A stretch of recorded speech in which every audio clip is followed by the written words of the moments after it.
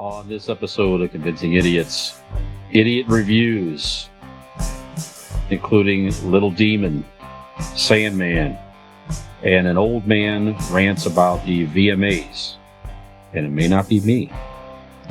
Big news for the Cleveland Cavaliers. Nichelle Nichols goes up into space. Joe Pesci returns. Snoop Dogg starting a kid show. Video games, big again, the Teenage Mutant Ninja Turtles. And our main topic this evening, Netflix celebrates 25 years. Some of our favorite shows, memories, and movies. Stay tuned. All right, test. You Call it again? Convincing idiots. Called it ham gravy. I informed them that I sided with the Statman, not just anyone's opinion, the Statman Brian Fisher. These kids today. Jingle All the Way is in fact the best Christmas movie of all time. I need to get Grandma a present, and my herpes is flaring up. I got it. Mm-hmm. Yo. I'm the millennial We're Santa. three friends representing three different generations. That's our whole shtick. That's our thing. Mm-hmm. Nick got to hold poop. Mm-hmm. I'm standing in the sea Awesome. breeze, holding a turd, just mightily. I'm just going hitting hats. Anyway, on a lighter note, Three. And welcome to the podcast, welcome to the vodcast, welcome to the broadcast. Boys and girls, welcome to the show. This is Convincing Idiots. My name's Dean, the Zennial. I'm Brian, Gen X. And my name is Nick, and I am a millennial. And Nick. if this is your if this is your first time joining us, we are a group of two best friends and Dean that get together every week to discuss nerd and pop culture things. We invite you. I like your mom a lot. That I am. We invite you to go find us on all our social media accounts. Please like, subscribe, rate, review, and don't worry, we just simply wouldn't have you all going about the internet all willy-nilly searching for our social media accounts. We have them conveniently lined up for you on our Convincing Idiots link tree. That's right, you have the power to go to Google, type in Convincing Idiots, LINKTREE, Linktree. There you will find links to all of our social media accounts, as well as all the different platforms in which you can listen to our podcast. All that information is also available, along with so much more, on our website. That's convincingidiots.wordpress.com. So be sure to stop over there, pay us a visit. Also, I would be remiss if I did not mention we can now also be found on B.O.S. Code Media. So if you have a smart TV, Yep. which you do because you have something that you've already found your way to podcasts. So certainly you own some form of smart TV, or at least a smartphone with the ability to download apps. So what we want you to do is search the App Store for B.O.S. Code Media, B.O.S. Code TV. There you will find something to download, which you can find original content from ourselves and other content creators. We're talking podcasts. There's how-to videos, all kinds of cool stuff on there, as well as our friend Brian's other podcast, Came From Gen X, can also be found on there. So please go check out, go download B.O.S. Code Media today and find us on there.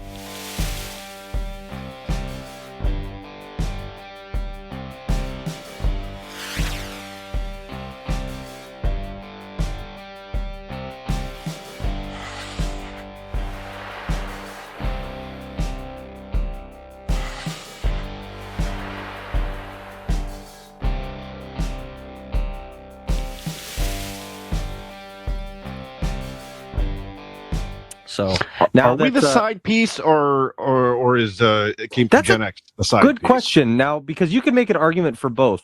Right. Technically, the origins of It Came From Gen X existed before us in the form of another podcast, Reality Circle. Correct. However, It Came From Gen X started after we did. So I don't know, Brian. Official decision. Which one is the side? Who's your side piece?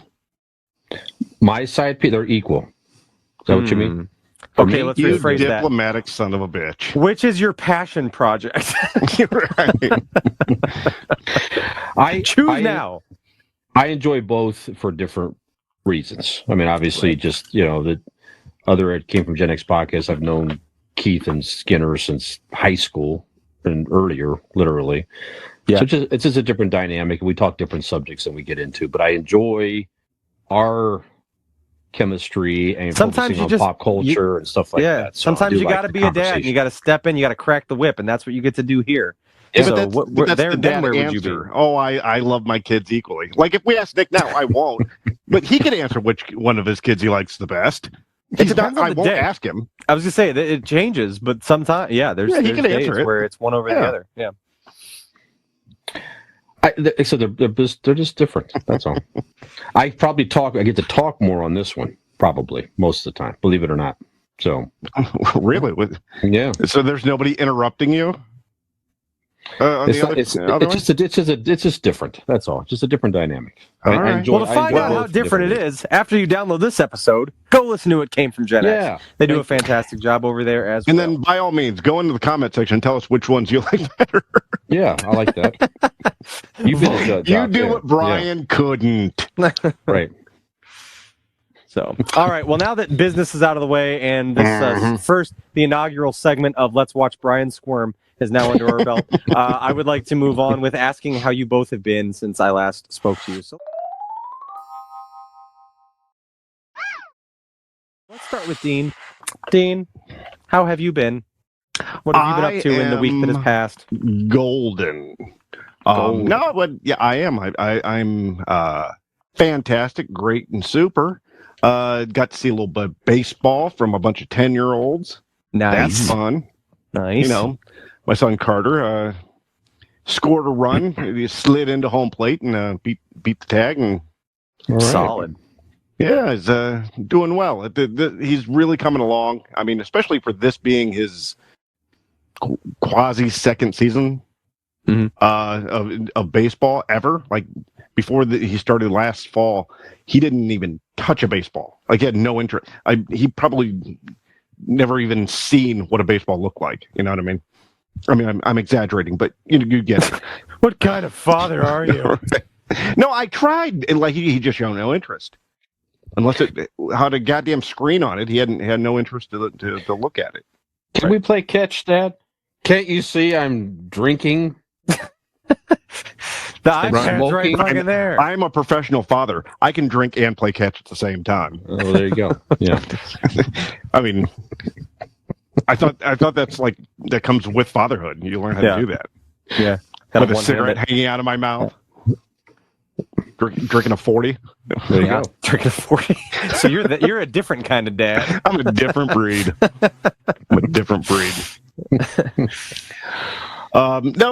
Let's see. What else have I done? I really haven't done. My girlfriend has been on a. What else have I done? Well, my girlfriend. Yeah. Well, that has happened once or twice. But really twice. This week or ever? Ever. First time's out of pity. She's been gone on a work trip. Allegedly work trip. So it's been me and the cat hanging out here. So yeah, haven't done a lot. Just hung out and me and the cat. We kind of had this. We like to put on skits. We don't record anything. This is just a personal thing. We like to put on skits, and like he wore a cute hula skirt, and I was completely naked. You just had to have been there. And Brian, what have you been up to? Let me think here. Last weekend I saw a good Heart tribute band over at Lock 3 down in downtown Akron Friday evening. It was a nice, one of the last few live summer concerts in downtown Akron there, but they were quite good. Straight On, I think they were called. So if you like Heart and Straight On is in your neighborhood out there, I would strongly suggest check them out. They sounded great voices and all that. Saturday I got a new backyard projector, so I set that up and goofed around. Yeah, I'm with looking forward to this. Yeah, it works great. I got it right on Amazon and on sale, and I watched Goodfellas outside. So what a great backyard movie that was. I wanted to watch that. I haven't watched that in a while.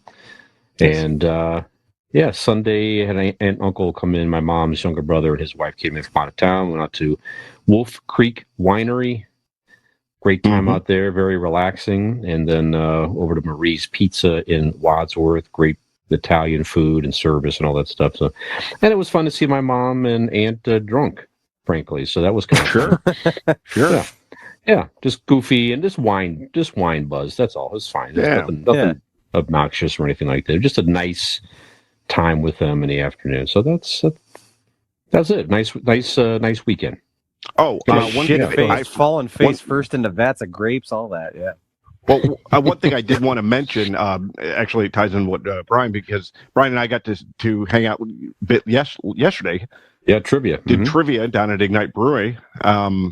And also, Nick, your wife, played trivia with us. So that's where she was. Right. You thought she was on a Norfolk trip. That's right. Nope. Yep.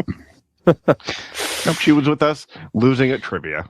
Oh, well, there you go. Yeah. At least you guys can all be losers together. That's nice. Yep. It was fun. Right. If she heard this, if she ever listened to this podcast, she'd be mad. Yeah, because she's like, I swore I would never listen to this podcast. I'm mad at That's the first thing myself. she's mad at. So, Nicholas, how about you? What you been up to? How you feeling? What did You I look do this good. weekend? Thank you. I appreciate it. I feel good. Well, let me be the judge of that. But yeah. Friday. What happened this weekend? Oh, Friday I had played. We had a hockey game. Saturday we had. Were you a winner or a loser? We were a loser. It was our playoff game. Okay, we were the joining the club. Of we were the number 4 seed. We played the number 1. They were very good. We lost by 1, so it was a valiant effort for our first session as this team that we've constructed here. It was a nice first outing for us, first session. So we're getting ramped up here again next week. So that was Friday. It was a good time with the boys. Saturday was Oliver's first soccer game, so they played good. I think we tied. I think it was 3-3. Kids played really well. How you get a tie? How do you tie? Well, you scored the same amount as the other team. I get the concept of tying someone. Okay, yeah. Nuts. I'm asking why in soccer?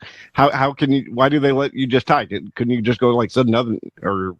The parents want to get on with their Saturday. Like they've already spent an hour. Like that makes sense. And they're up early, and they're like they just want to go about their day. So yeah, I don't know. I mean, technically at this age, I mean, when you're talking, a lot of these kids are 5-6 years old. You'd be out there forever. They don't actually keep score, so it's a mental score. You know what I mean? Like we know, and the kids all keep track too. But there's no scorekeeper.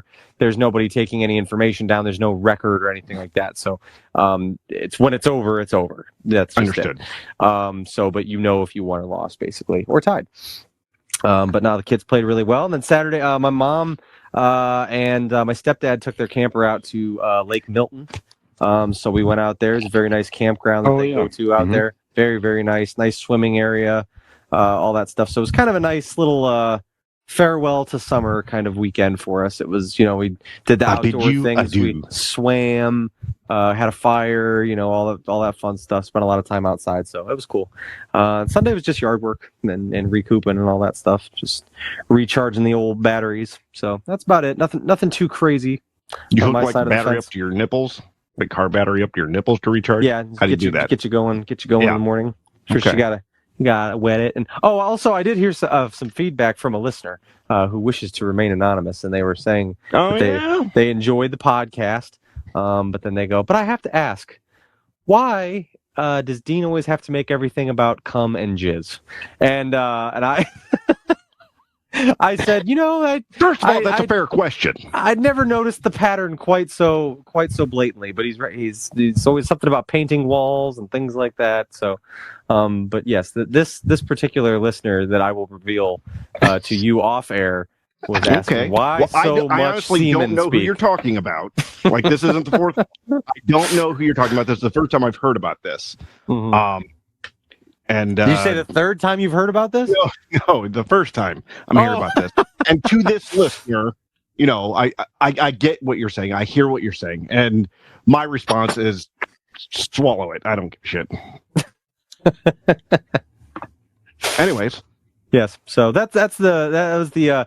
I meant to. I don't know if I say it. I think I do. I think I say rate, review, all that stuff. I rattle it off. But for anyone listening, feel free to leave reviews. Like write anything in the comments or in the review section for Apple or Google, wherever, Spotify, wherever you're listening. Move up. Absolutely. Yeah. Get noticed more. Yeah. And it helps us know what it is that you like to hear. Right. So if you like the semen talk, then you should go ahead and make sure you put that in your review so Dean knows to keep on charging. It's good if they do like that because they do at this moment see men. 3 of them. Oh, I'm joking. 2 of us and Nick. It's very, very courteous of you. Sorry, I misspoke. He included me. My rascally little boy down there. So yes. Anyway, no, that's about it. Brian, steer the ship. What are we doing? What are we talking about today? He fell asleep a while ago. That's okay. That's all right. So our main topic later, folks, is this week. Netflix has been around 25 years already. So our main topic later is going to be vaginal discharge. Yep. You're so crass. I can't believe you. Now we're talking about Netflix. There's some of our favorite content over the years, original content for Netflix. Shows, movies, whatever. Just whatever. We'll just talk about Netflix after a while, and then we're gonna get into a few pop culture headlines with a few interesting things going on in the world of pop culture. But first, idiot reviews.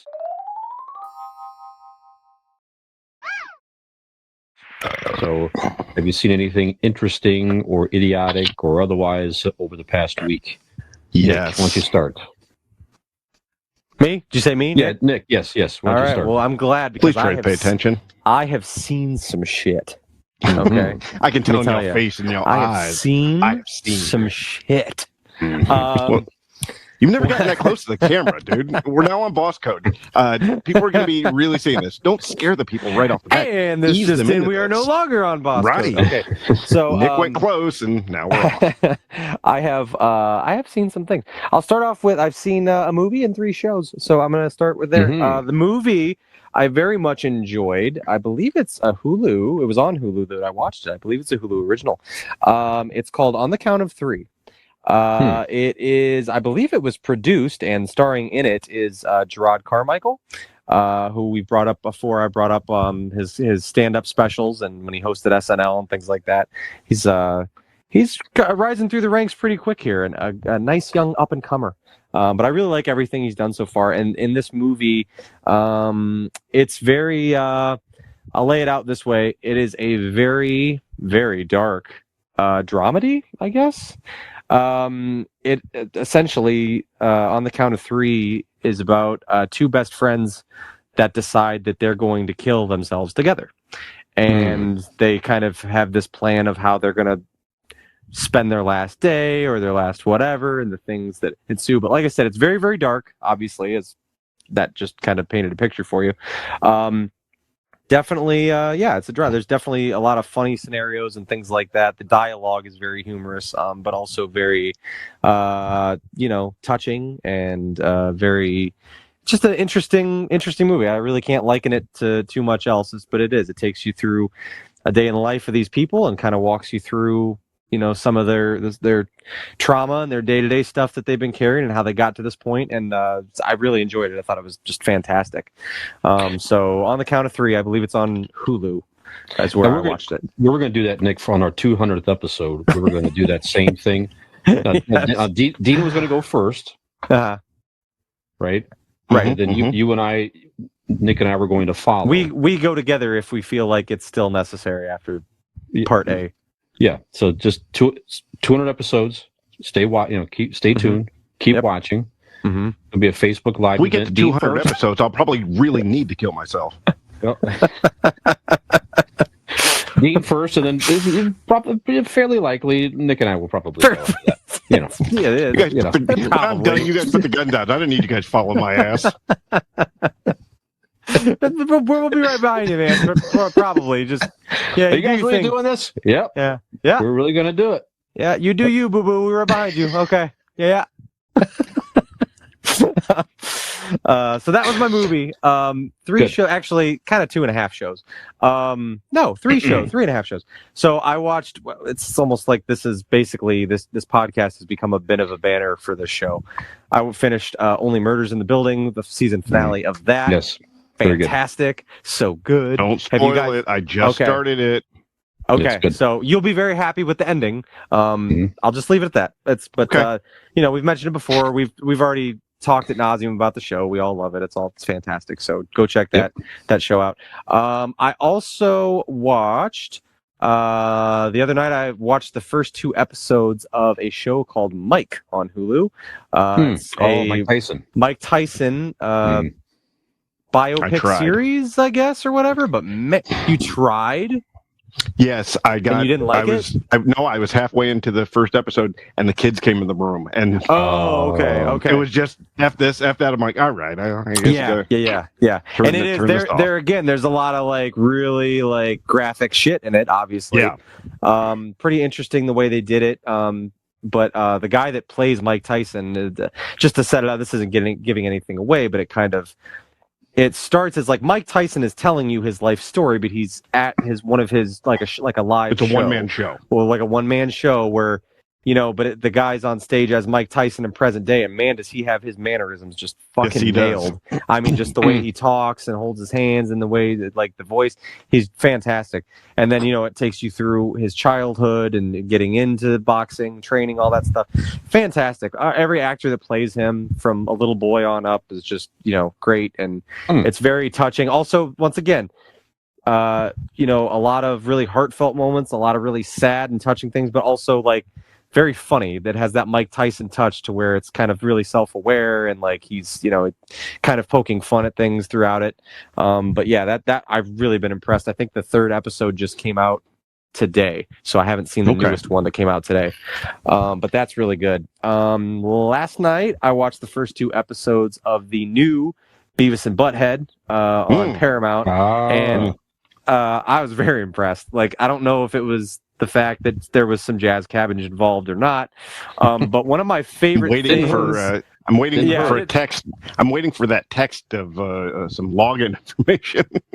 Oh, you don't have the parent? I didn't give you the parent? Well, you said you told me you were going to. I know, but then you said I was not an upstanding citizen for sharing login information and watching live TV that way. So I thought maybe that implied you didn't want it anymore. No, I will always want it from you. Okay, good enough. Mm-hmm. You know your audience. I can't say none of that. But yeah, anyway, Beavis and Butthead, I'm impressed at, like, obviously, like, they put them in, now situations, and present day situations was very funny. Oh, is it updated? Yeah, right. So, like, the first now I episode, really want to see it. they're in a panic room, and, like, they're in modern day situations. Yeah. Just funny, hilarity ensues because they're so fucking dumb.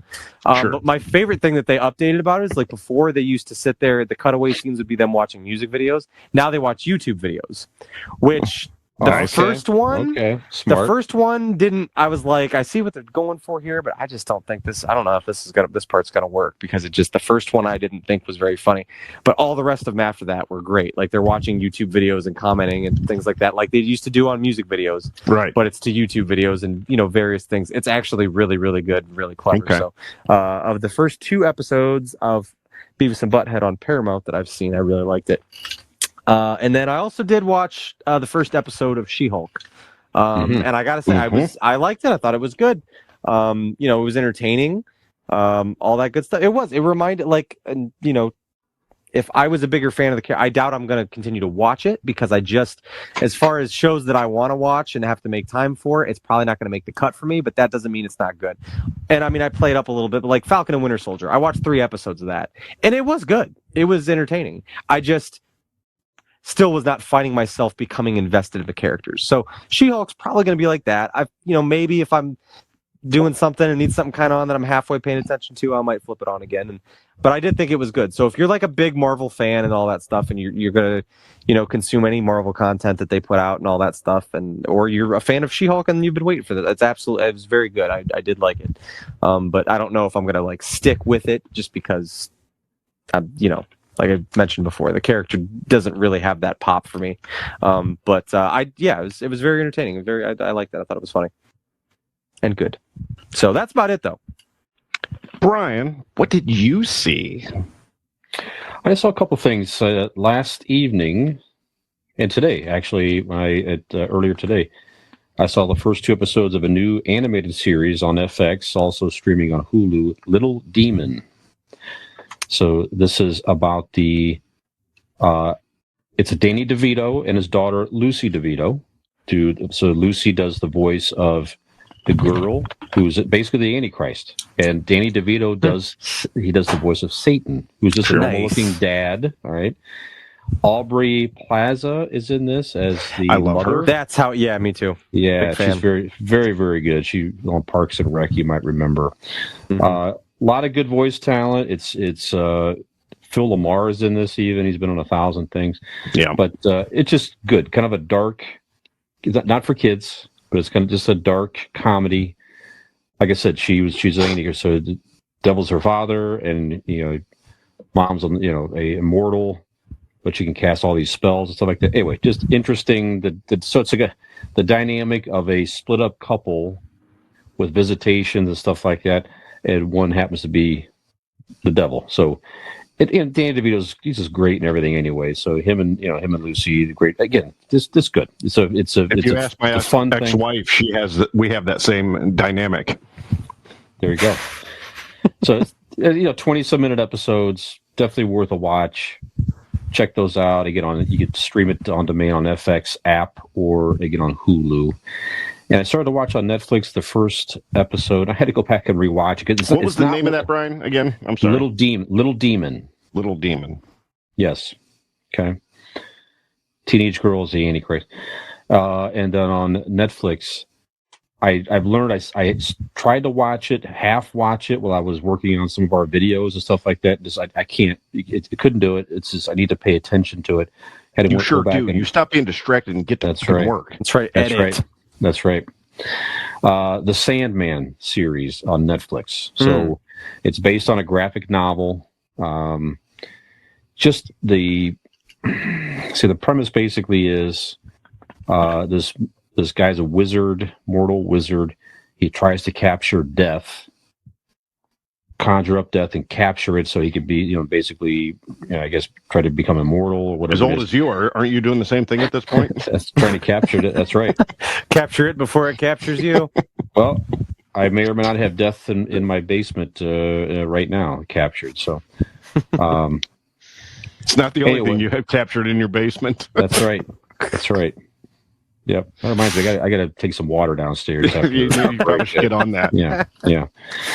No, but the guy accidentally captures a Death's younger brother in his dream. So it's the Sandman guy, basically. So, and he's worried that if he lets him loose, he's going to kill him and all that. So he winds up keeping him imprisoned for decades. And then he finally gets out, and he's trying to reclaim some of his sources of power that were taken from him while he was in prison, basically. But so the premise is interesting. The visuals are amazing. It's just the whole feel to it is very, I don't know, it's just very, very cool. So if you like that sort of thing, you may even know the Sandman from the graphic novels over the years if you read those. But check out the first episode or 2 of that and see. Like I said, but you got to pay attention. I had to go back and rewatch the entire first episode because I just missed way too much half watching it. So you just sit down, pay attention, check it out, take it all. But it's worth it. It's worth it so far. Okay. Yeah, 2 episodes in, I'm hooked, and I'm going to continue to check this out. So that's 2 main things that I watched: The Sandman on Netflix and Little Demon on FX and Hulu. Both recommended.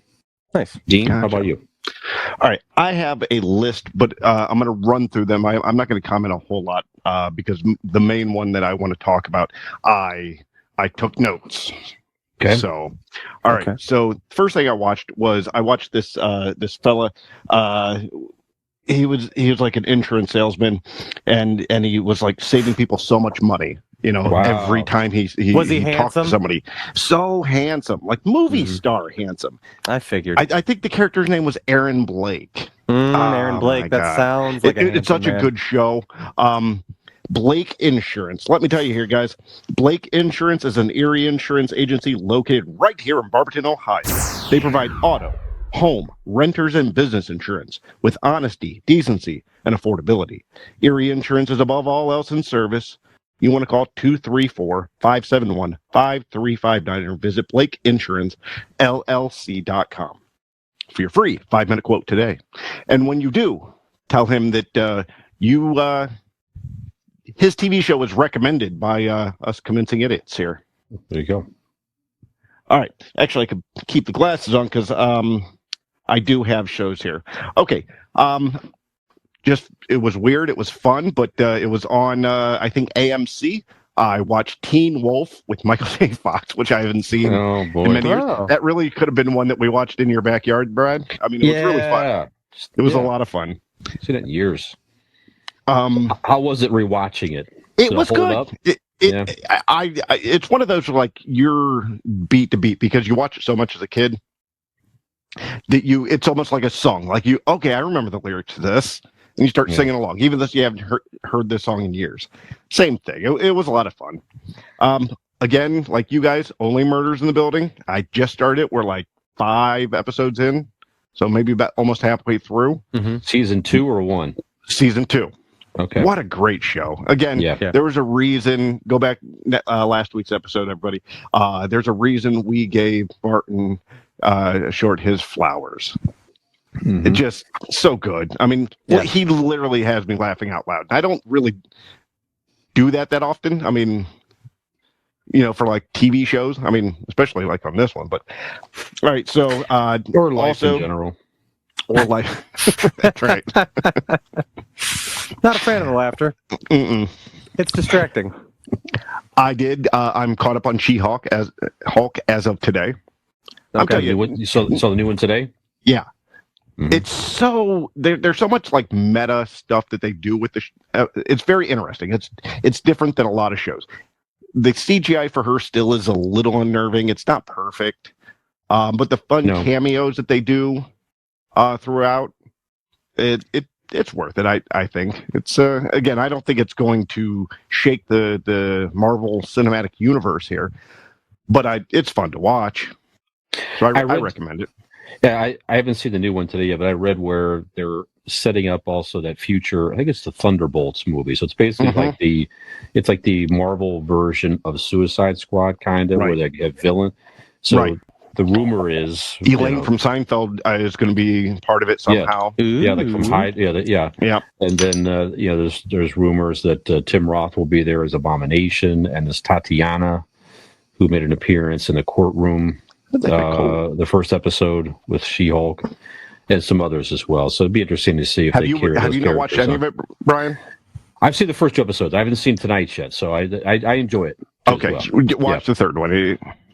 We'll talk. I'll probably watch it later tonight, even. But yeah, there you go. Okay, Only Murders in the Building. One thing I do want to mention, because every time it's on, it's like one of those shows, movies on HBO weekend. If it's on, you're going to stop and watch it. Ken Burns Baseball, the documentary. I mean, I know it's a very long thing. It's like 5 parts and like hours upon hours, but still so good. What is it? Ken Burns. He's a famous documentary filmmaker. He did Civil War, World War II. He's done a lot of different famous documentaries, and he has one called Baseball. And it goes through literally the history of baseball up until like into the 2000s or whatever. Okay. We watched Prey. Nicholas recommended that one. Or who was it? I haven't seen it yet. Brian, I've talked about the trailer. It looks good. I've seen it twice, actually. It's very good. Yeah, Carter and I watched it, and that's a lot of fun. The death scenes in them, very cool. Mm-hmm. Very creative. And the antagonist, would you call her? The hero, so to speak. She was believable. I mean, all right. I don't want to seem sexist, but even if you're looking at like a guy, right? Take a guy or girl compared to the Predator, size wise, nobody's going to match up. But it was formidable because they did do a good job at writing her and her story, and Yeah, And, very well she's- done. Yeah, very well done. And she's real fun to look at too, so that doesn't hurt. Sure. Yep. And that All is a movie and not a series, is that right? Correct. Okay. It's the movie, yeah. And About I 2 like hours. this idea. I wish it would be like I want new Predator movies based in different time periods. Exactly. I said the same Yeah. thing. Yeah, I agree with That'll you. be fun. Yeah, put him in the Old West, and put him in the Civil War, put him in, Right. whatever. Just the Medieval different. times. Yeah, Yes. that'd be great. Yeah, Yeah. I love that idea with fighting the knights. Because this and one stuff. was That'd be great. Nick. This one was like 1719 or 1419 or I don't Okay. know. No, 6. It's like 300 years ago, something like that. Yeah, 300 years ago. I don't know math very well, so fuck it. Whatever. No, but you're right. It's the different. It's a different. Weaponry, and then the different dynamics of the people he's fighting and stuff. And even the they could weird. do more I of mean, it. the only weird part about it is they're supposed to be like a Navajo tribe, and all of them are speaking like they're from Ohio in 2022. They You know sort what I of mean? just, but they sort of just they let you know that they're not really speaking English. I They're get it. speaking. Yeah. Okay.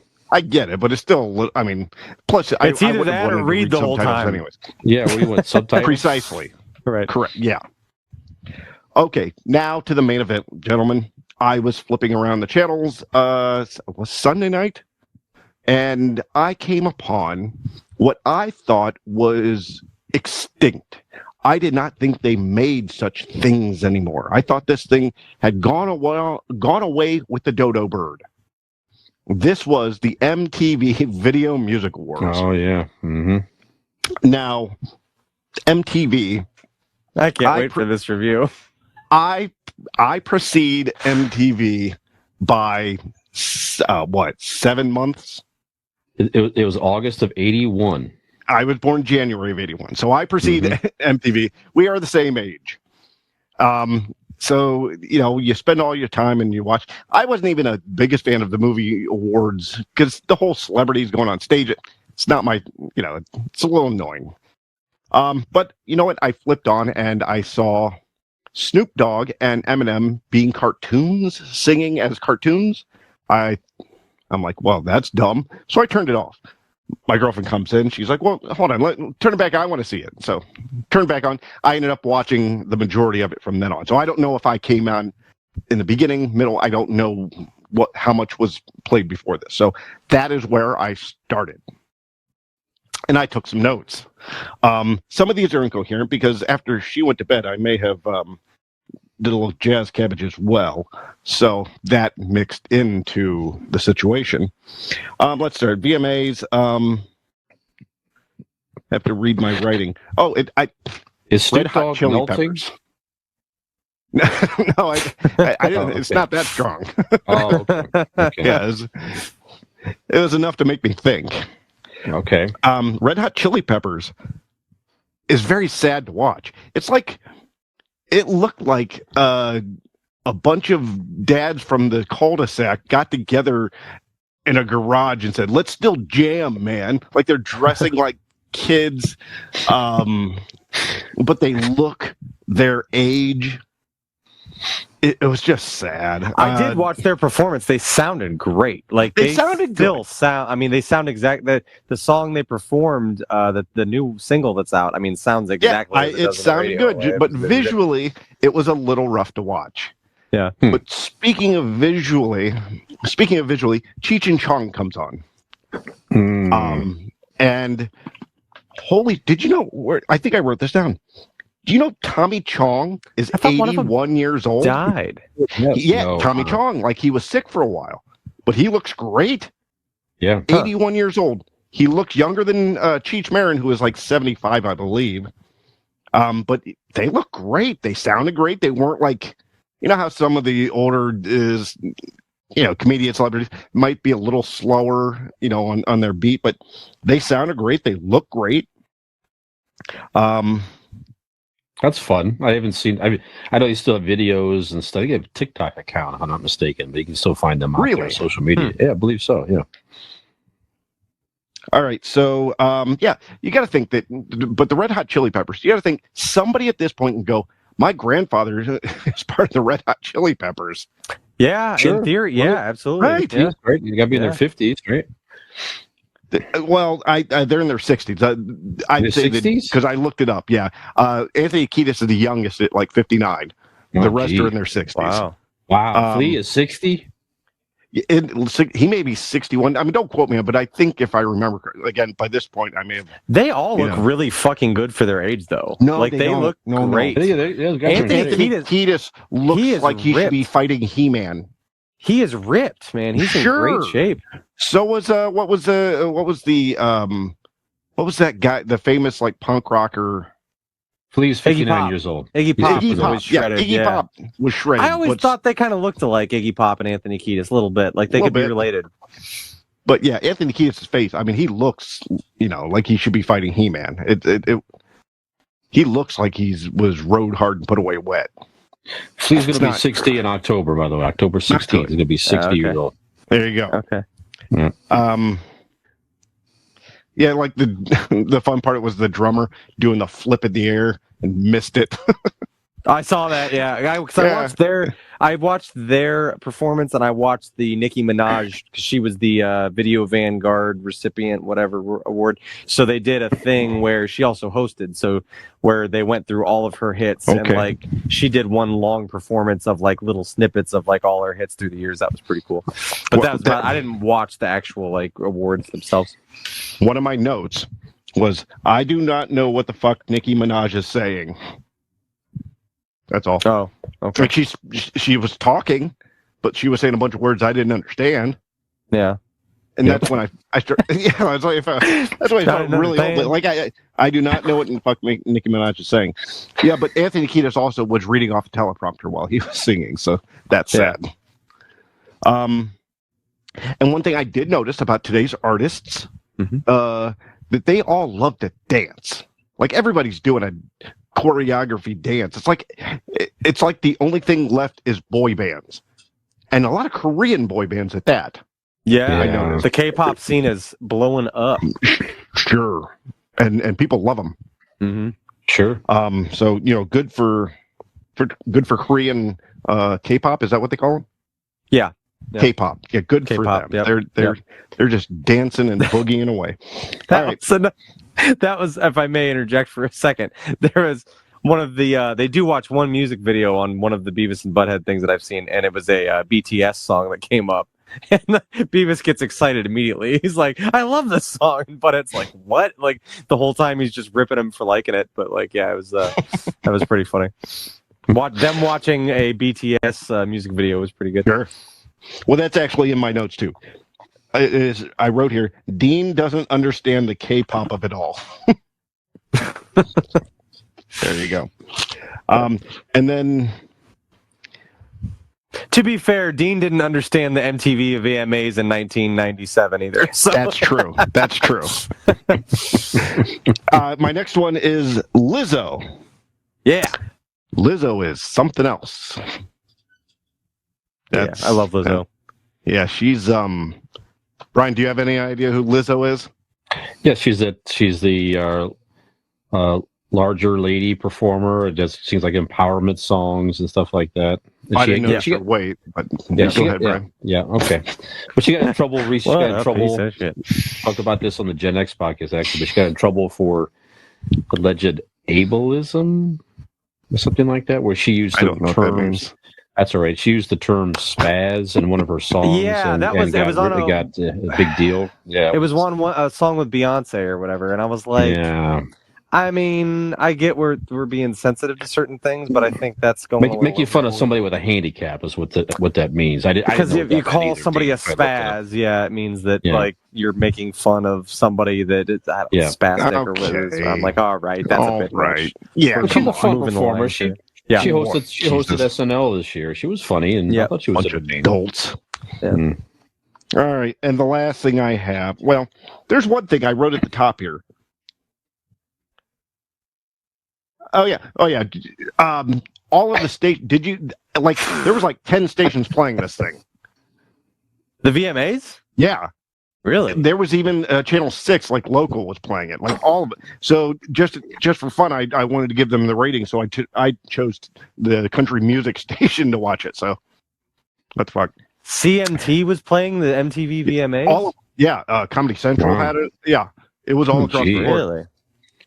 It's like a fucking State of the Union. That's what I thought. Yeah. All right. Finally, the last thing that I wrote down was just, this is fucking dumb. All right. So that is my review of the 2022 MTV Video Music Awards. I will say I was following a little bit along on Twitter, and like a lot of the people, I was like, it does tell you how in or out of touch with some of that stuff you are. Oh, God. Because like Sure. I know your BTSs and your Lizzos and Nicki Minaj, obviously, like these people been around forever. I knew But Nicki then, like- Minaj.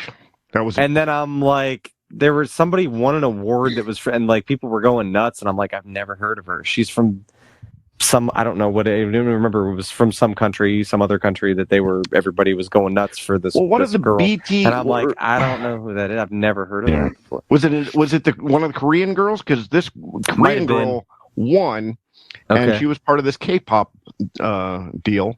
And she walks up on stage, and I mean, I know it's K-pop, and it stands for Korean pop music, correct? Mm-hmm. Okay, and I mean, either she went to school here or something, but I mean, she was from New York. I mean, Yeah. there was no Korean accent or whatever. And again, I don't care. Maybe you just have to have heritage to be.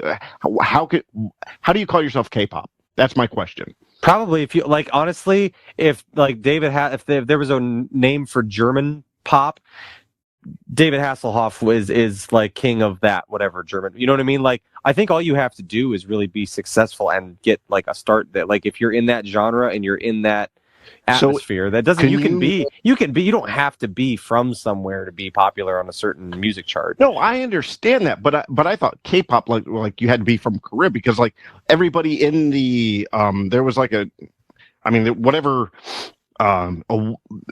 category this was, everybody was or appeared to be from Korea or again, I don't mean to be racist. They an Asian country of sorts, right? Yeah, I mean, I think as long as you're making music that fits in that genre, then you could really. I mean, it's not like the Olympics. You don't have to be there from there. Yeah, it was all boy band shit. Yeah. I don't care what country you're from; it's garbage. Yeah, our goal in this podcast, ladies and gentlemen, is to be in the K-pop genre of podcast. Absolutely. Sure. Yep. Mm-hmm. We're already garbage, so we look the part. Well. We act the part, so we're trying. That's right. We'll get there. Yep. I'm wearing a hat, but we'll talk about that too. But I did get my blonde frosted tips that I just got. So you can't see my jeans right now, but they're bedazzled as shit. Mm-hmm. I would like to propose some sort of bet with you, Brian. I don't know what it is. We can figure it out as we go. Maybe for football, you are a Cowboys fan, I'm a Browns fan. Mm-hmm. But I want to do a bet where if you lose, you have to frost your hair, like the tips of your hair. What do you say? You in? Come on. I want to see you with frosted tips. Just the tips, buddy. Come on, let's play that game. Just the tip. If I could wash it out quickly, I cannot go into the office with frosted blonde tips. Why not? That will not work. No, I do have to go in one day a week. But wear a hat. You're not. Is it in your thing? You're not allowed to have frosted tips. I'm a high-powered executive. Okay, I cannot possibly go into the office with frosted. But yeah, we'll talk. We'll figure it. Nothing says power that looks like your hair is lit aflame. That's right. Right. Just don't say a word. Well, that's the power move. Yeah. If you're going to do something like that, you just don't say anything. You pretend like you. It's always been that way. You just own that shit. Yep. That's all I'm saying. Yep. Eyebrow stud and fucking frosted tips. Just walk in there and act like nothing ever happened. Like the big balls necklace. Yeah, the ball chains. Yeah. Or puka shells. I don't know. There you go. We'll decide when we get there. Yep, that's right. That's right. You actually just described me in my 20s. I mean, to the T. So Gross. The puka shells. And, yeah, I had the puka shells. I had frosted tips. I had we've an seen- eyebrow ring. Yeah. Yep. Actually, I do have a picture still. I'll put on I- this episode. I remember. I had a spike coming out of my lip. My ears were all pierced up. My nipples were pierced. Mm-hmm. That was like a human fucking pincushion. Hey man, you listen to Taproot? I can tell that you do. I love Taproot. Of course you fucking did. What was wrong with Taproot? And Papa Roach and Godsmack and Disturbed and all those bands. Of course you yes, Godsmack and Disturb are two of my favorite bands ever. did. Oh. Yep. Godsmack above. You're not allowed to talk badly about K-pop anymore. Oh, Revoked. eat shit! You're telling me that Revoked. K-pop boy band shit is better Yeah. than Godsmack. Fuck yes.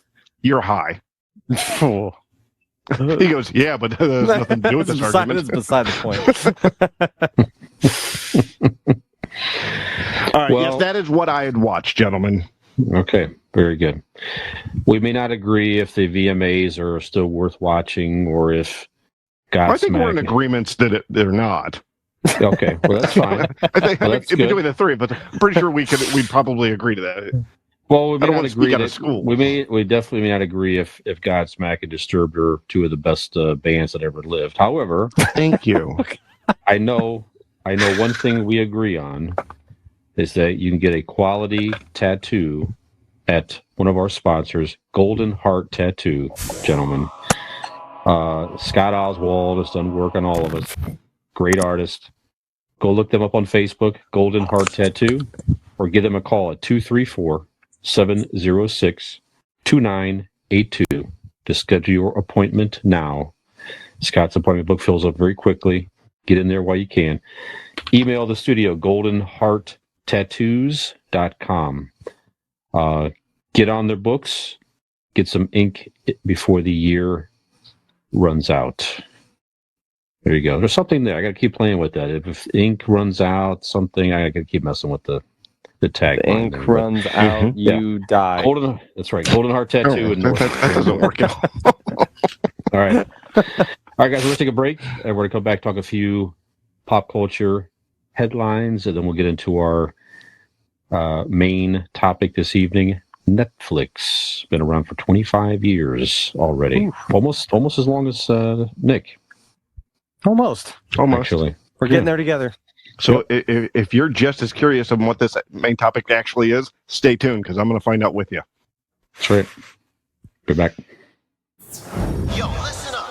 We will not live in a two-dimensional world. We won't go in one direction or seek what we can say. We will walk through walls. We will take a look around us. We will not be confined. We believe in the path of least limits. We won't be told how to view the world. We will experience true freedom. We will not compromise. We will live the game through our hands. We will be in control of something. We will change the system.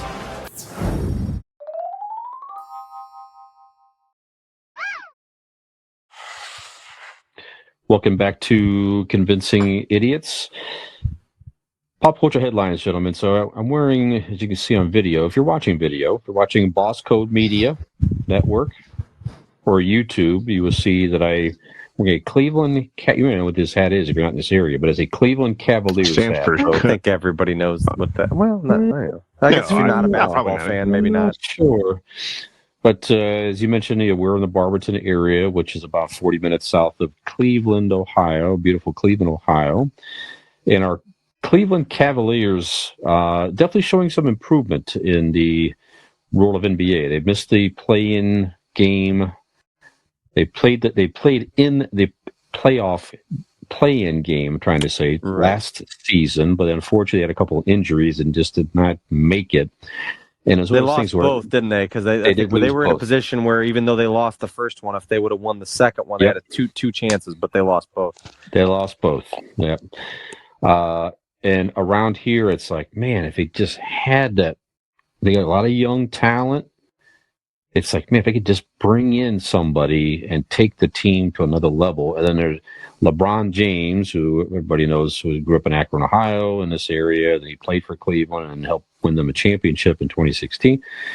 His contract was going to be up next season for the Lakers, but he signed an extension. So it's like, well, the idea of LeBron coming back to Cleveland right now, not happening. It's just like, man, what are they going to do? And just out of the blue today. So we're shooting this on Thursday, September the 1st. A reported trade for Donovan Mitchell from the Utah Jazz, who's a three-time All-Star, very good player. So the Jazz now are getting into. I hear that dude's like really good at dribbling the basketball. He sure is. Is that true, guys? He's good at dribbling it. He can shoot it. He can do all kinds of stuff with it. He can even shoot it. He can shoot it. Yeah. Well, hot diggity dog. The sources are correct. Yes. So it was a pretty big trade for Cleveland. They traded Colin Sexton, who was a very good player for us. He got injured, but he was a very good player. Was he the saxophone player on the team? No, he was not. No. Okay. So anyway, so who is the saxophone player? The saxophone player of the Jazz? Oh, the Cavs. About? I think I'm mixing up basketball teams and bands. Never mind. Go ahead. Probably right. Anyway, so it's a nice trade for Cleveland. They trade away some picks and some assets, but they have a good young nucleus of talent now. And do you feel like they gave up two? Donovan Mitchell's an incredible player. He's a star. Colin Sexton in his own rights, a fantastic young piece. So, Utah's definitely getting a good player right there. But as far as what they gave up, how many first-round picks? Was it 3? Let's see here. 2, let's see. 3 unprotected first-round picks, 2025, 2027, 2029, and 2 pick swaps, 2026, 2028. So, Utah. So they swapped around some picks, and they gave him basically 3 first-round picks, unpressed, and Colin Sexton for Donovan Mitchell. But it also still wasn't the worst trade a Cleveland team has done in the past year. That is right. With the Browns, we talked about that 2 episodes ago on this show about the Deshaun Watson trade. Yeah. Cleveland's in a position to win now. Yeah, they got it. They got young talent signed, and they're playing the game like a lot of sports teams are doing right now. We have talent. We got to bring in somebody to take it to another level and make a real run at this, and do it now. What are you going to? I like the trade. You get an all-star. He's going to play well, I think, with this with his team. And Cleveland instantly now has become an Eastern Conference contender with this trade on paper. Anyway, sure. So So this is not a sports show; it's a pop culture show. But around, it's just Dick and I at least are basketball fans, and I'm a big Toronto fan. Okay, all right. It's exciting. I really do think that this coming episode of the Cavs, I think they're really going to put the ball in the basket thing a lot, and probably do it more than the other team sometimes. That's right. That's my prediction. That's right. Yeah. We're excited for the Guardians too, and the Guardians are first place. They're playing pretty well. Really? Going into September in first place. They are Twins are 1 behind them right now as of tonight. They lost to the Orioles tonight, but Yep. So it's nice that we got some, the baseball and basketball are going to be pretty well, while the Browns are in this weird Deshaun Watson crap for a while. So at least we have some good teams we could watch for a while. Do they get massages, team massages? How does that work out? Is he probably not be allowed to get them? I would think not. Or is somebody going to be monitoring him? Yeah, you have supervised massages. Yeah. Anyway, so just exciting stuff. Make any more thoughts on it? Yep, go ahead. Yeah, I was just gonna say, good trade for them. I kind of came out of nowhere. I'd heard no reports of this at all. I don't know about you, but like you said, I'm a Raptors fan, but I haven't heard. Usually hear rumblings of things like that around the NBA or things like that are going to happen. I had no idea about that. I just saw the alert come across my screen. I'm like, holy shit, that's a big splash. That's a big deal for them. Yeah, it's. Knicks were trying to get him as well, and they kind of dropped out of it, and Cleveland just threw all in. The biggest trade for... I think there's a pattern here. Knicks trying to get all the boys. I'm in on all the boys. Biggest trade for Cleveland probably since Kevin Love when they made a run with LeBron and Is he Kyrie. still on the team? Yeah. He is. He's playing quite well off the bench. Yeah. And I'd say, I mean, this is a bigger. I mean, what Donovan Mitchell is now, even compared to what Kevin Love was then. This is a big. I mean, you're getting a better player. I mean, you're getting a bigger star. I mean, in my opinion, I think. Yeah. Yeah, it's gonna be hard to get Cavs tickets this season, I'm sure. Yeah, harder, that is. Okay, so enough about the sports, but yeah, fun times for Cleveland. Hopefully, coming up here, at least in basketball. Fun times on television coming back here, guys. Just some exciting news. The great Joe Pesci is again coming out of acting retirement to be a regular on a new television show by Pete Davidson. So Pete Davidson, as we know, left SNL, the whole big breakup. What station is that on? I don't know that it's Peacock, I think. That's what it is. So did he leave SNL? Is he done with SNL? Yes, he left last season. Oh, that's another thing I watched. I didn't write it down, but I just watched it. It was one of those where I was looking for something to watch, but it was they just started a stand-up comedy Hall of Fame. It's going to be based out of that one in Jamestown, New York. But they inducted Robin Williams, George Carlin, Richard Pryor, and Joan Rivers as the first inductees, and Pete Davidson was the host of it. Oh, okay. Oh, cool. Very good. So yeah, there's now a stand-up comedy Hall of Fame. And they call it just the Hall. So how about that? That's pretty cool. But yeah, so it's loosely based on Pete Davidson's life. It's called Bupkis, and Joe Pesci is going to play his grandfather on the series. So I don't know when it's going to premiere yet, but it's definitely going to premiere on. And the Sopranos star Edie Falco will play his mother on the show. Pete Davidson's mother on the show. Okay. Yeah. Did you ever see that King of Staten Island that he did? I haven't seen that movie yet. That was good. I liked it. Yeah, it was funny. Okay. Yeah, I've been meaning to watch that. I think you can find it out there. I know it's on streaming somewhere. Yeah, it's on HBO Max. Okay. Original. I don't know if it's on any other platforms, but I know it definitely is on that one. Okay. Very cool. A new children's series is going to premiere on YouTube and YouTube Kids. We mentioned his name even earlier tonight on the hosting a host in the MTV Awards, or at least Snoop Dogg. Snoop Dogg now is going to have an animated children's series called Doggyland. Kids songs and nursery rhymes. Doggyland. How adorable. That is adorable. That's right. I like that. And Snoop Dogg is going to be the voice of Bow Wizzle. Sure. One of the characters there. Why wouldn't that be the Oh my god, I love this so much already. Snoop Dogg. I'm gonna watch it. You can find it online, of course, here. But Bow Wizzle, he's the middle dog here. I love it. I'm excited. It's just it's Is there any other cast members that has been announced? I don't have it here. Let me see here. Hold on. Nope, I don't have any other performers, at least in the snippet that I grabbed. Okay. Well, I'm down. I'm watching it. Yeah, why not? I think it's very cool. Yeah, for shizzle, very cool. Yes, right. Faux shizzle. For shizzle. Yeah. He serves Bow Wizzle. He serves as the mentor for the rest of the group of animated dogs. Nice. Sure. So it's a whole positive thing.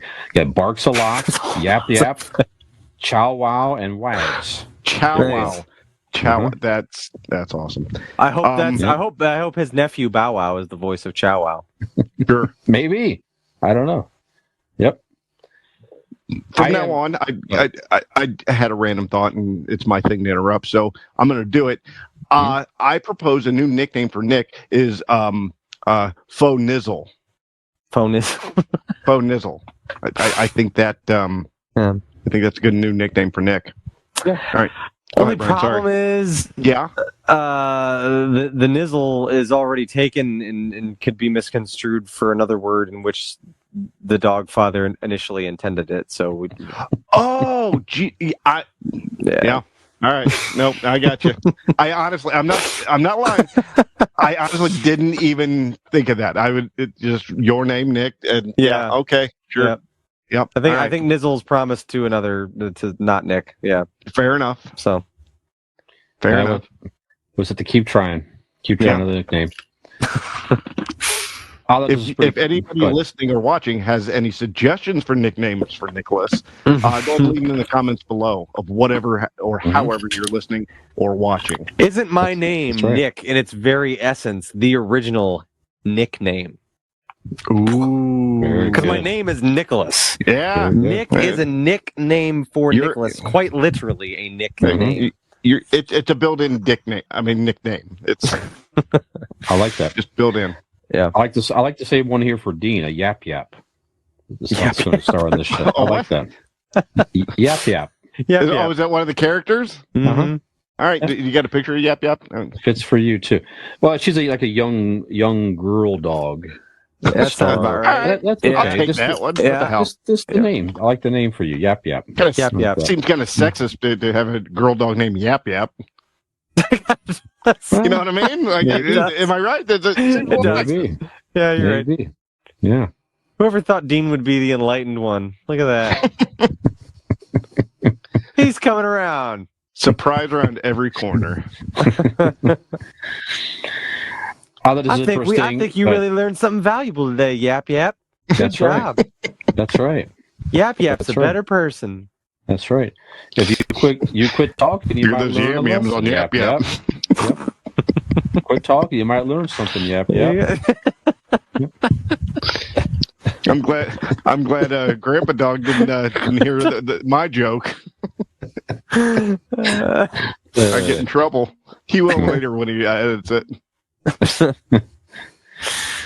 Okay, I thought this was kind of cool. The late actress Nichelle Nichols, who passed away recently, she was Lieutenant. You thought it was cool that she passed away? No, Dude, what a jerk. No. It's not cool that she passed away. But her some of her ashes, basically, they're going to take up into space.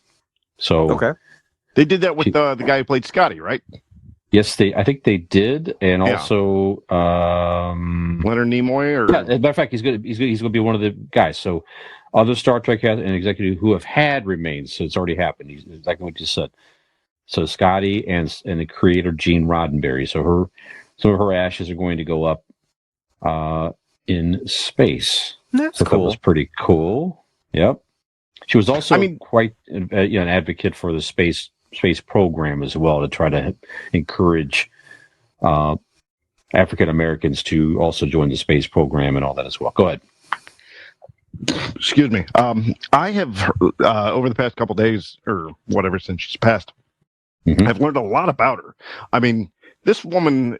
First of all, the barrier she broke with just that role alone in Star Trek, like the kiss Absolutely. with Kurt, Yes. with Captain Kirk, was they fought because there's a lot of network or a lot of local affiliates that wouldn't show it because it was the 60s and it was a white man and a black woman kissing. You know, I mean, it was like beyond taboo. You know what I mean?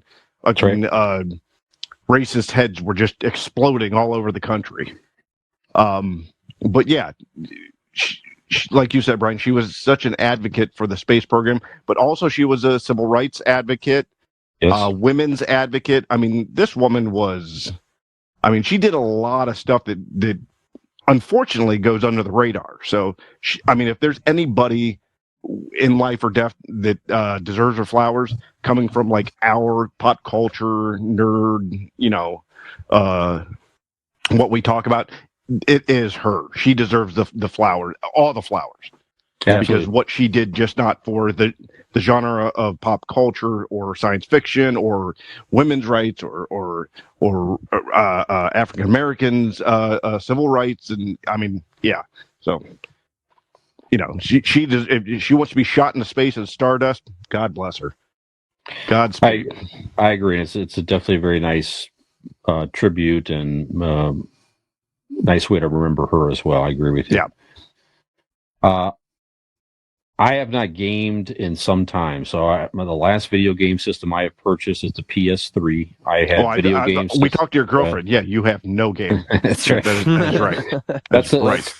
That's pretty accurate. But I have systems all the way back. I have a working still. I had the original Atari 2600, original Nintendo, Super Nintendo, Nintendo 64, PS2, 3, and that's kind of where I stopped. Right, so I played video games for many, many, many years, and just for time and everything else. Right now, I just sort of got out of it. One of my favorite games of all time on the period was on the original Nintendo system. It was the arcade version of the Teenage Mutant Ninja Turtles. So it was the stand-up arcade version, which you can still find out there. But it was a very... Which is one where all their weapons, when you hit them, they would just go like almost like in a circle, like a whip, almost, whether it be Leonardo's sword. They had two Teenage Mutant Turtle games for the Nintendo. That was the first one. Was that Turtles in Time? No. This was just called Teenage Mutant Ninja Turtles, and it was like the game was freaking impossible. Like you had the map where you had to go up and down the city, and then once you hit the circle, you went down the tunnel there. Insane. It was, you could not beat Bebop or Rocksteady. It was impossible. It's horrible. It's too hard. Too hard of a game. Was that the one that was at Rocco's Pizza in Kenmore there? Yes. They always had that one at Rocco's. Yep. Yeah. That was Battletoads. That one and Battletoads were the hardest one to get a spot at. Battletoads is still extremely difficult. Yeah. Anyway, so they had an arcade game, and this is the home version of the arcade game. Very, very good, and you could play 2 players at the same time, 2 different turtles, which is a lot of fun. Not many games you could do that. But it's a how do you control them? It's just there are 2 players on the screen at the same time, so it's a scrolling game. But you are controlling 2. No, I mean it's multiplayer. It's a 2-player game. Yeah. Multiplayer game. Gotcha. Should be up to 4, I think. You should be able to play as all 4. Maybe because that's what the arcade was. I think you're right. Maybe I don't know why you had the 4 controllers, but yeah, it was a lot of fun. I used to play it for hours. Excuse me. You need a Werther's original there, fella? Grandpa's got to take his medicine. Had to get a butterscotch there. Butterscotch candy. No, but they've just released a new game, Teenage Mutant Ninja Turtles: Shredder's Revenge, on June 16th, and it's just killing it right now in the sales. It's rated very high, and it has that same look and feel to that original game, the arcade game. It's out there on different platforms: Nintendo Switch, PlayStation 4, Xbox One. Everything I see about this, the trailer, everything, I am now tempted again to consider getting back into buying a new platform strictly to get this game, because I love the original so much. I still have it to this day. I have the original Nintendo, and I have that game downstairs as we speak. So, what platform would you get there, Brian? I don't know. I mean, I've thought about maybe the Switch or the PlayStation 4, but the Switch would be. Go ahead. I was just going to say that we have a Switch and a PS4, and I love them both. But I would say the coolest thing about a Switch is the fact that you can take it, you can play it, you can while you're laying in bed and put the screen on the sides of the controller on the screen, click them in there, or you can play them on the console and plug it into your TV. It's like the Switch is awesome for that you can play it either on a TV as a fixed console or as a portable gaming system. It's just awesome. Yeah, so that's pretty when cool. I was younger, the only Switch game I was playing was when my mom and my grandma used to have me cut one off the tree and bring it in. It was the only Switch I knew. Yeah. Not enough, though, it seems. No, clearly. That's right. Yeah. Not enough. Boy, I done told you to stop interrupting.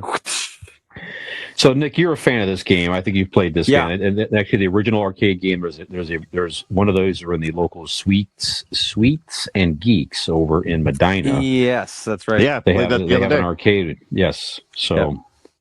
Are you going to get this game, Nick? What do you think? Absolutely. And especially, we are on a big Ninja Turtles kick in my house right now, especially my youngest, Oliver, who is We recently watched the first two Ninja Turtles movies from the early '90s, so they're on a big Ninja Turtles kick right now. So that's definitely, I'm thinking maybe that might Go be in the Ninja, cards. go Ninja, go Ninja, That's go. right.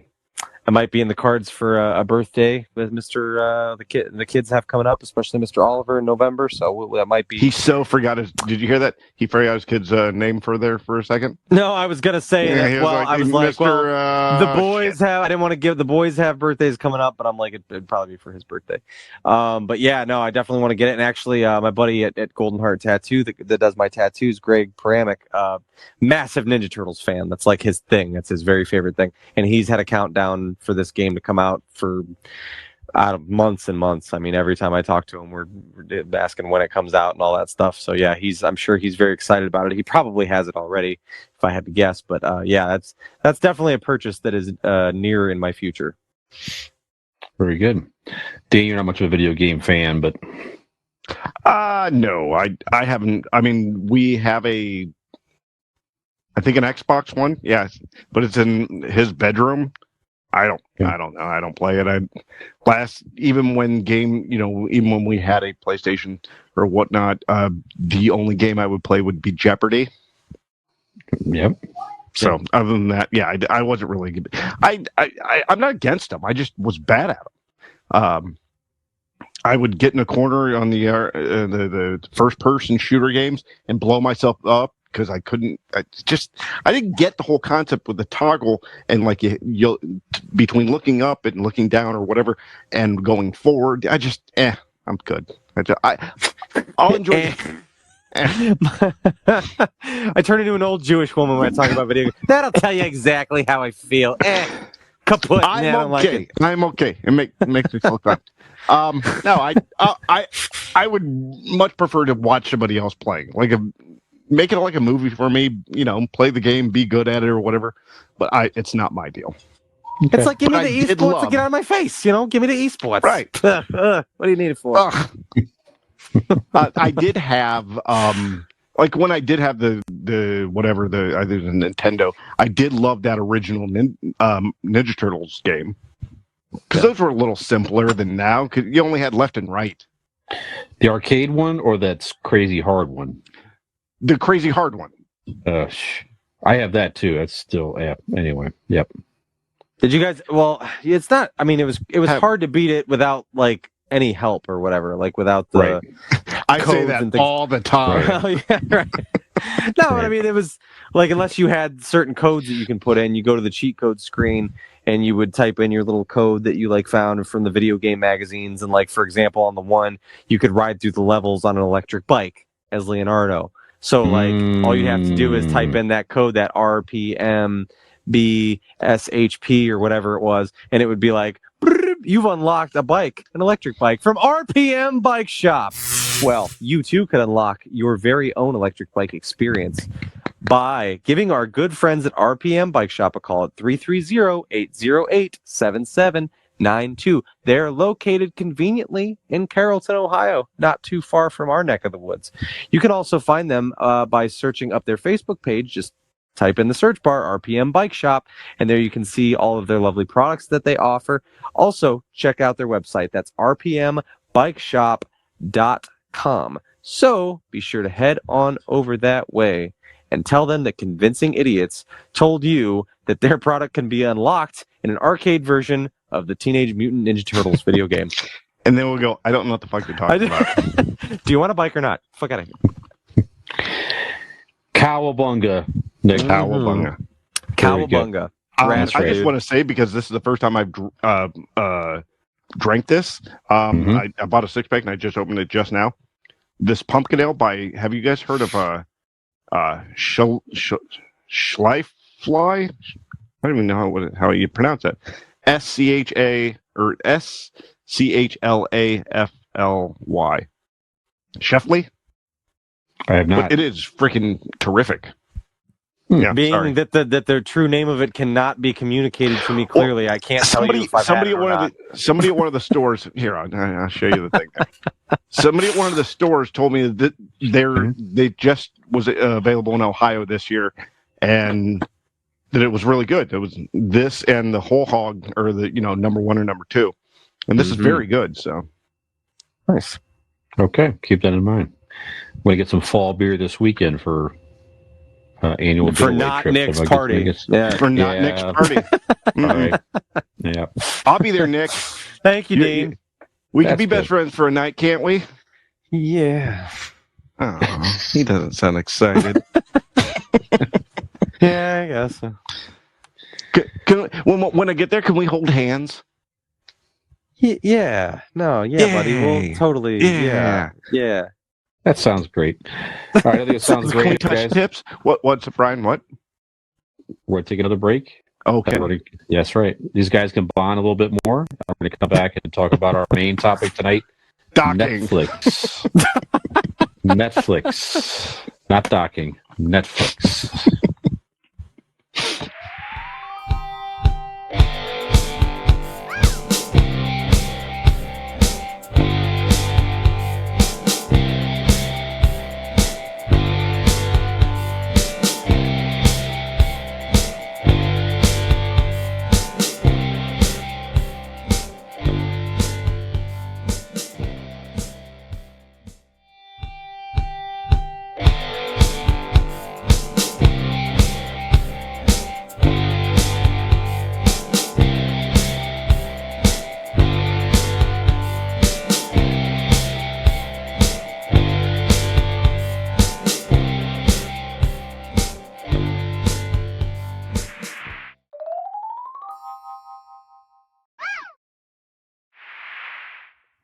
Hello there, boys and girls. We're back here on Convincing Idiots. My name is Nicholas, and I'm a millennial. I'm here with my Zennial Dean friend and my Gen X friend, Brian, and we are going to discuss something. Your minds, you belong to me. You know what else belongs to me? Subscriptions. I got subscriptions at the ass. All the streaming content, all that stuff, all the adult video content on the internet. I got so many You subscriptions. have so much in your ass right now. So many subscriptions, but none perhaps more high profile than that of my Netflix subscription. Now, did you guys know Netflix has been around for 25 years now? Crazy. Did you realize that? So we Brian brought this to our attention, as he does most things on this show, and we thought it would be interesting to maybe discuss. Remember the time he told us about tapioca pudding for 2 hours? Jesus. I hate the tapioca pudding. Yeah. Might be interesting to discuss Netflix and how it's grown, how far it's come. Do you guys remember when Netflix began? It was simply they were mailing you DVDs. Sure. That's right. You would put on, if I recall, when Netflix began, there would be a list of movies. You would check the ones, your queue, that you were interested in, and at random, they would send one of them to you. That was so much fun. It didn't matter which one. You just got a random movie in the mail. You kept it as long as you wanted. You mailed it back when you were done. They sent you another one that was on your list that was available at the time. All the way now to producing their own content. I mean, all kinds. I mean, just I don't know how many nights that Robin and I have probably spent over an hour going through Netflix, for example. Sure. And watching trailers of things for hour and a half, just I'll put that trailers. You watch it later. And we don't watch any of it, but we watch. There's so much stuff. It's like all these TV shows, all these movies, all this stuff is going stand-up through all comedy. of those and all of the content. There is, I don't know who coined that term, but there's no fucking such thing as Netflix and chill. That shit's stressful. There is no chill. Netflix knows no chill. So, but no, I think it is pretty interesting when you really reflect on where it started and where it's become and the way that they have, they started as a new age blockbuster, if you will, and then pivoted from there into, their own production companies, original content, things that they make are being nominated for awards. And, they've been, I think, pretty... the sweet irony that's what this podcast is going to be. We started out as a little rinky-dink thing, and by the end, we're going to be like a production company. Oh, absolutely. And winning awards. Without a doubt. Right. Yes, absolutely. Yeah. But no, it's pretty incredible. Like you look at TVs looked at differently now because of the content. They changed the game. that comes out. Yeah, like I mean, TV show actors used to, it was viewed differently, right? Like there were TV actors and then there were movie stars, and there was a line there. But like now, and I think Netflix is a big part of that. So many of their television shows, the production value, the writing, all these things are just They're they just jump super right long off the movies. screen. Yeah, and they're really well done. And now, I mean, you've got what were movie stars. You know, I mean, if you land a big Netflix show, it's a big deal. So, Brian, what are your first memories of Netflix? Like, did you have a old school subscription where you would get like the DVD in the mail kind of deal? I think I did for a while. When it came in, did you scratch your head, put it on your record player, and put the needle down, trying to play it? No, I was not. I actually did put it into a DVD player, believe it or not. But all right, I read here is like the original subscription service, the DVD in 2017 still had 3.3 million customers. I don't know if that section is still around or not, but I do remember that and it was something that it definitely was a death blow to Blockbuster, like you say. So very convenient. I mean, at the time, that was the first, on demand, if you will, because it was something you went online, you picked the movie. Wasn't it right? They had a website. That's how you did it. Right? You get on the website. Online, you went down and clicked the boxes of each movie they had. Yep, and you could keep the movie as long as you wanted to, which was cool. Yeah, there's no late fees. You couldn't get any more until you return the other ones, of course. But it was fairly convenient. It did take away from the experience of, going down the aisles or reading the box. There was still something kind of old school and nostalgic about that experience. But like you said, it definitely really changed the game. And then obviously with the whole streaming, the streaming platform with original content and everything else, which, like you say, it was just a whole other level. But yeah, to answer your question, my earliest memories are indeed the original DVD service. I don't recall when I bought the subscription. I think I got it. I think I was using somebody's password from work for years, literally, until finally I had to get my own subscription. Hoodlum. So yes, I feel like I've always had. I don't remember not having it on as a streaming service. Put it that way. It's been at least 15 years anyway. I'm sure that I've had it. So. What about you, Dean? What's your earlier memories of Netflix? Well, I'm 26 years old, so I was very young when Netflix became a thing. It was the coolest thing. I remember the first time we got it. It was me and the ex-wife. We got it as somebody got us a gift card for like a 3 months or 6 month subscription, and it wasn't like back then. It was like $4.99 or whatever. So that's right. Yeah, so our first 6 months was free, and you were hooked after that. Was that when you could do either or? You could have like one, and it was limited movies, but okay. No, this was straight, just the DVDs. And I think the beauty about that is, like Nick said, I mean, you spend hours just seeing what there is and putting it in your queue. Oh, I might want to watch that later. With the DVD, it forced you to watch it and send it back. What came in, hell, when you go to Blockbuster on a Friday, you get 4 movies. You might not watch all of them, but you still have to return them Monday. It forced you to watch it, send it back, watch it, send it back. So, I mean, I don't hate I'm not sitting here yelling at the clouds here as an old man, but it was a cool situation in the beginning. It was very new, very exciting. But then they got into where you could do both. And then, as in time, the DVD thing faded away and whatnot. And again, I do enjoy doing that. I enjoy the scrolling through and finding all the stuff there. Like I said, I just watched that comedy special for the Hall on Netflix. And I have a list of my favorite shows. But yeah, that's where I stand with the at least the beginning of Netflix.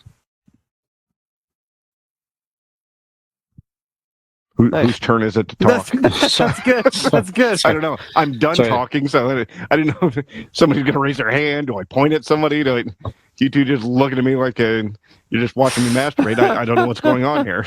No, I was thinking what I was going to say next. It just mesmerized by my beautiful voice and face. No, but you're right. It was a whole new concept back then because when you went onto the streaming app, it was like it just nothing you'd seen before. It's just it had so much variety. Again, they didn't have a lot of new. I mean, I can't remember when they first put their own original content out there, but at the time, it was. Really I would guess it was after they stopped the DVDs. You know what I mean? Like, it doesn't seem like it was that long ago. Maybe, but it was just a whole, like you say, interesting concept where you could scroll through. It was like a home video store, if you will, where you just kind of going down the virtual aisles of seeing all the stuff that was out there, and obviously they've refined that over time to where as you rate and like stuff on there, it picks up on your algorithms, what you've watched, what you like, and it gives you recommendations.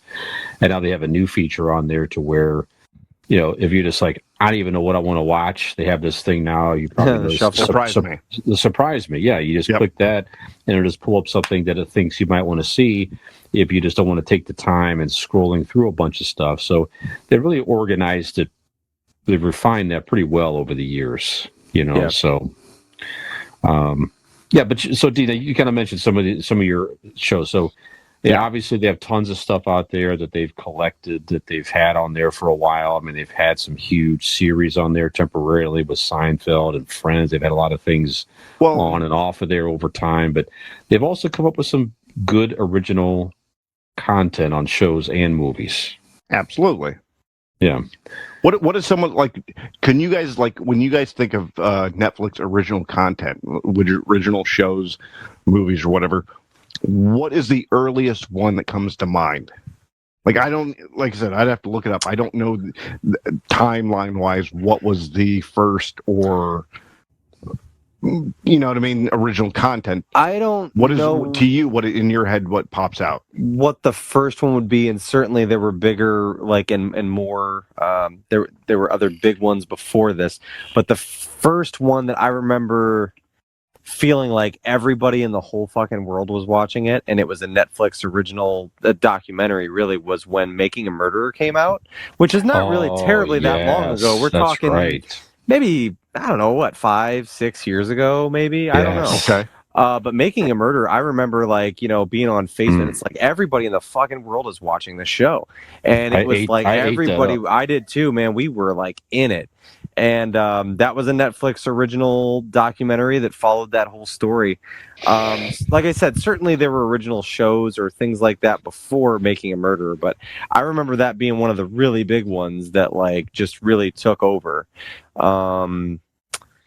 But yeah, that's I don't know. I'm trying to think of what the first. There had to have been. I mean, I don't know about you guys, and Dean, I know you don't watch the show. Brian does, but when I think of the quintessential, what in my mind is probably the flagship of Netflix original content in my head is Stranger Things, and maybe it's not, but that's in my head. I feel like that's got to be.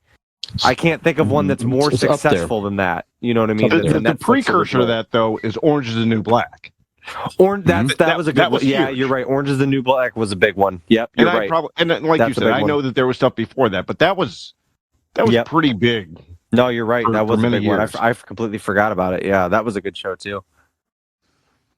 I have a list of a couple. Obviously, because of the most recent part about it, Ozarks. Mm-hmm. Mm-hmm. So I watched Ozark. I don't know if I've seen Ozarks on Netflix. Oh yes. Both of them are very good. Mm-hmm. I think Ozarks is a sequel. Maybe. Okay. I see. Maybe a prequel. Right. Okay. But yeah, Ozark again. That is the big one now. Some of the ones I have Orange is the New Black. Some of the lesser known ones. Did you guys ever watch Santa Clarita Diet? I remember it. I didn't watch it. Drew Barrymore. Yes, that was very funny. I'm not a Drew Barrymore fan, but she's very good at it. It's like my favorite thing she's ever done. And Timothy Oliphant is her husband. That I would watch that guy read the fucking phone book. He's so good, especially comedically.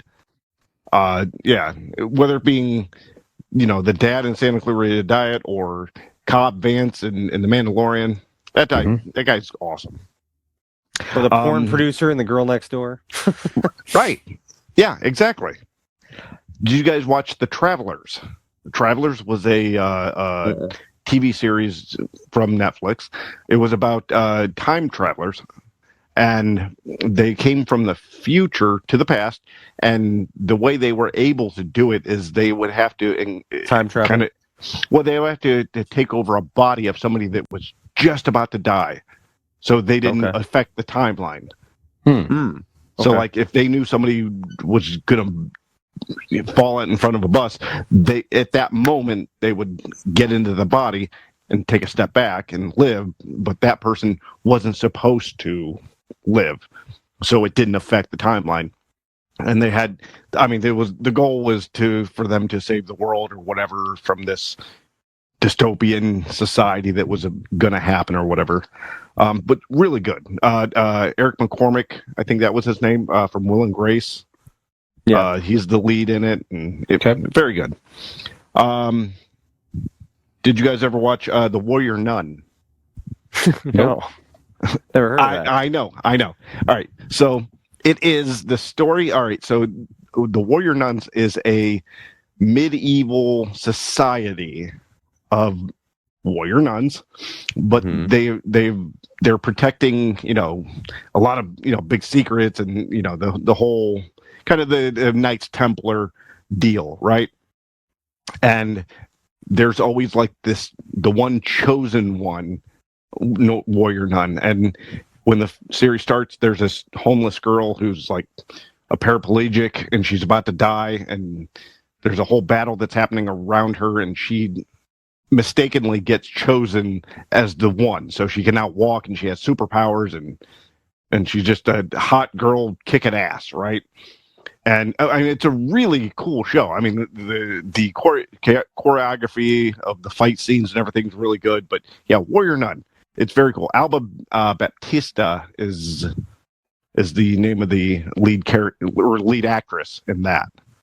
So those are some of my favorite shows, at least recently. Okay. What about you guys? Well, Stranger Things is definitely something I've been watching since season 1.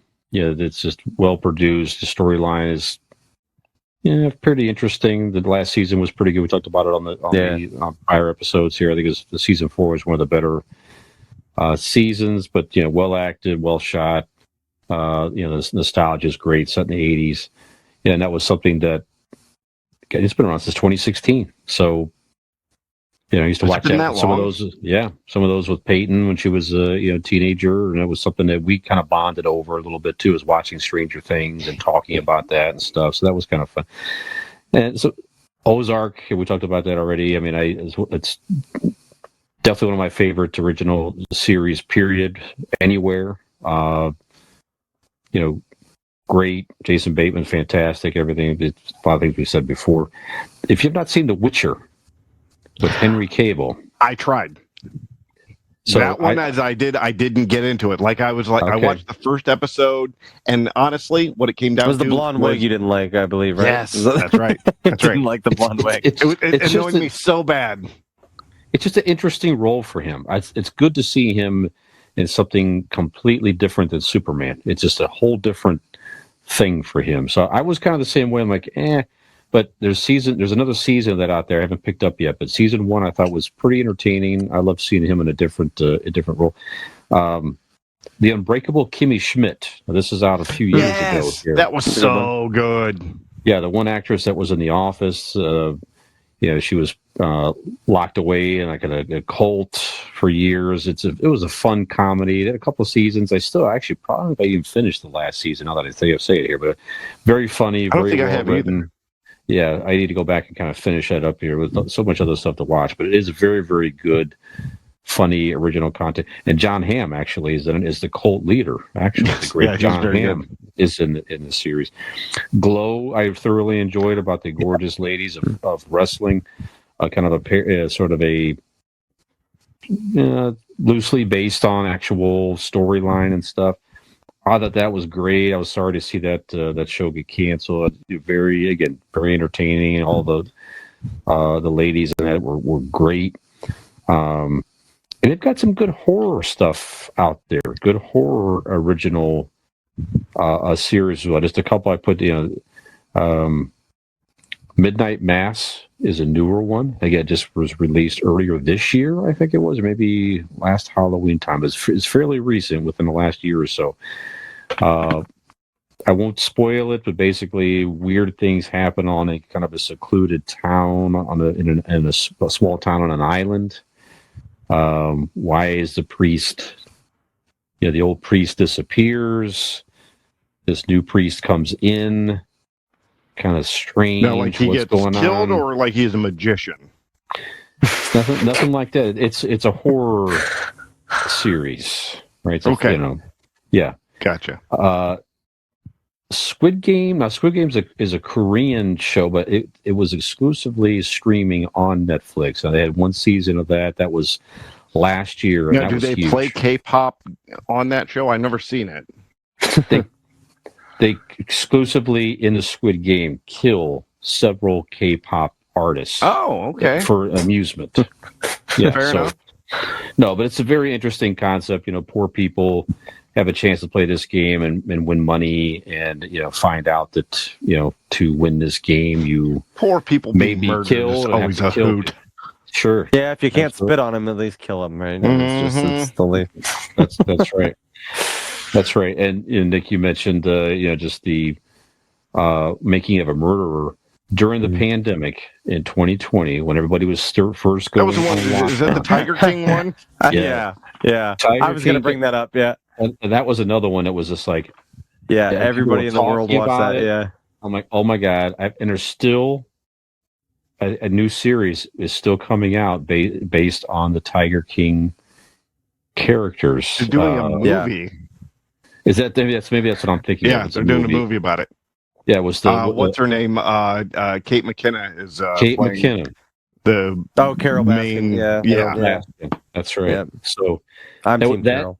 That was a pop culture phenomena back then. Everybody was talking about Tiger King back then. Those are a few of my favorites. I deeply think that this country would have caved in on itself if it wasn't for the fucking Tiger King. It gave everybody hope and a reason to live.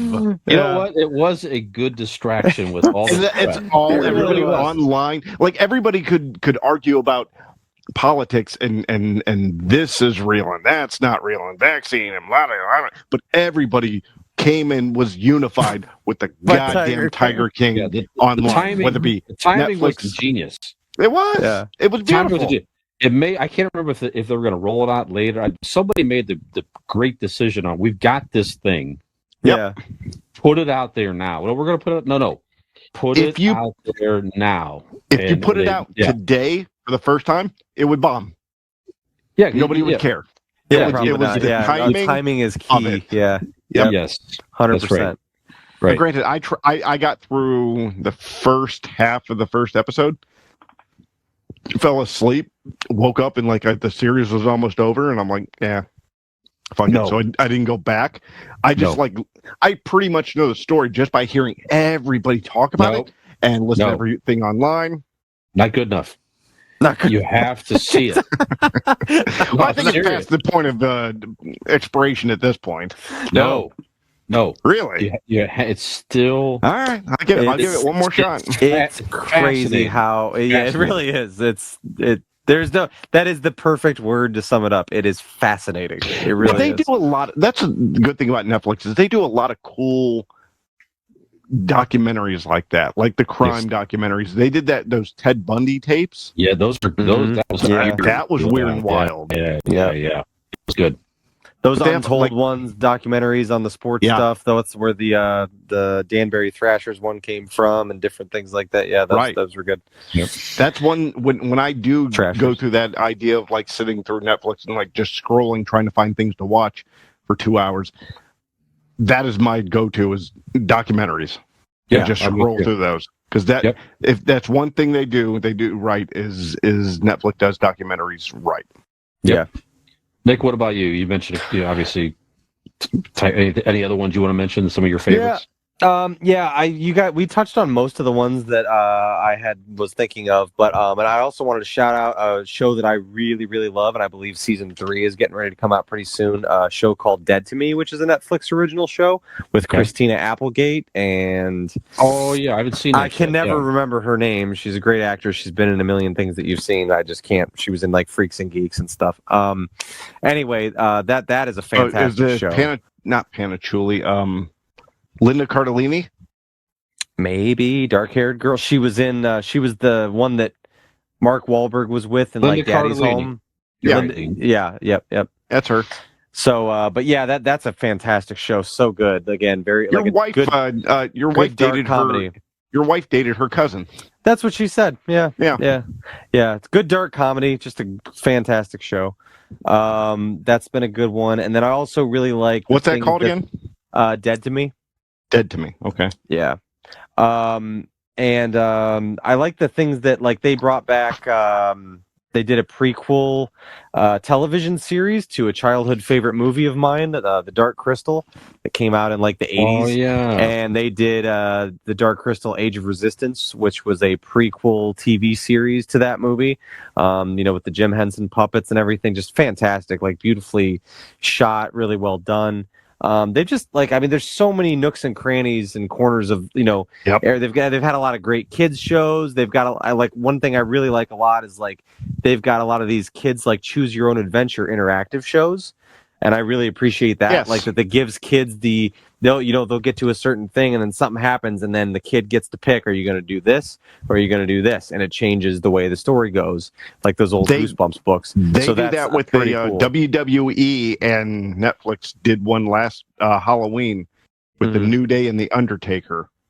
Yeah. Called The Undertaker's Haunted House or whatever, and it's the same thing. It's an interactive because there's 3 guys that go into this haunted house, so you get to have each one. You not only do you get to go to their story, but then each thing they do, you can choose it. Nice. Think of what they. Yeah, it's very cool, and I really hope they do it more. Yeah. I think it's really it's a cool interactive thing for the kids to be involved in what's going on with the storyline. There's another really cool one. It's like the Bear Grylls from like Man vs. Wild or whatever. There's one that he does. It's a kids show where you pick. Okay, am I gonna sit in this, build a snowbank out of this, or am I gonna like continue on down this, or am I gonna eat this thing that could be poisonous, or am I gonna you pick what he's gonna do. And the funny thing is, because it's live action, you're like, he's done all of the things. Like he had to do both dangerous things and see which one works out. But every adult's doing it just trying to get him killed, like with the remote. Like no, fine. I'm gonna make you die. Yeah. But no, there's a lot of really cool stuff like that. But yeah, like I said, we touched on most of them. I was glad, Dean, you brought up Orange is the New Black, because that was probably the first Netflix original thing that like we got hooked on hard. Like we were like, man, that was around the time we were watching like Game of Thrones on HBO and Shameless on Showtime. So we had these, and like that was a big one for Netflix. They were like, oh wow, like this is their show and it's right on par with like a Shameless or a Game of Thrones. It really pulled us in. So yeah. But yeah, that's about it. They've had a lot of good. I'm sure there's a ton of stuff. Like I don't have anything in front of me to look at the stuff, but I'm sure there's we're a missing bunch of them. I'm gonna kick myself and be like, I can't even believe I didn't bring this one up. I didn't bring that one up. Flood our comment sections, guys, with your your favorite shows from Netflix. If you haven't heard us mention them. Yeah. Any original movie that comes to mind from Netflix that you want to mention? Any original movie? Why did Hubie Halloween come to my mind first? That's not the best one. It's just for whatever reason. You didn't mention that in our show prep, so I didn't look those up. That's okay. But the one that literally probably the last one I watched that like that was that Rock one. There was with the diamond. Is it the one with Wonder Woman in it? And Gal Gadot. Oh Ryan Reynolds. yeah. Right. Yeah. Burn Notice or No. Red Notice, red tag, red flag, Red. Hold on. I think you're right. It is red rocket, Red, seeing red, turning your red. mom's lipstick, something like that.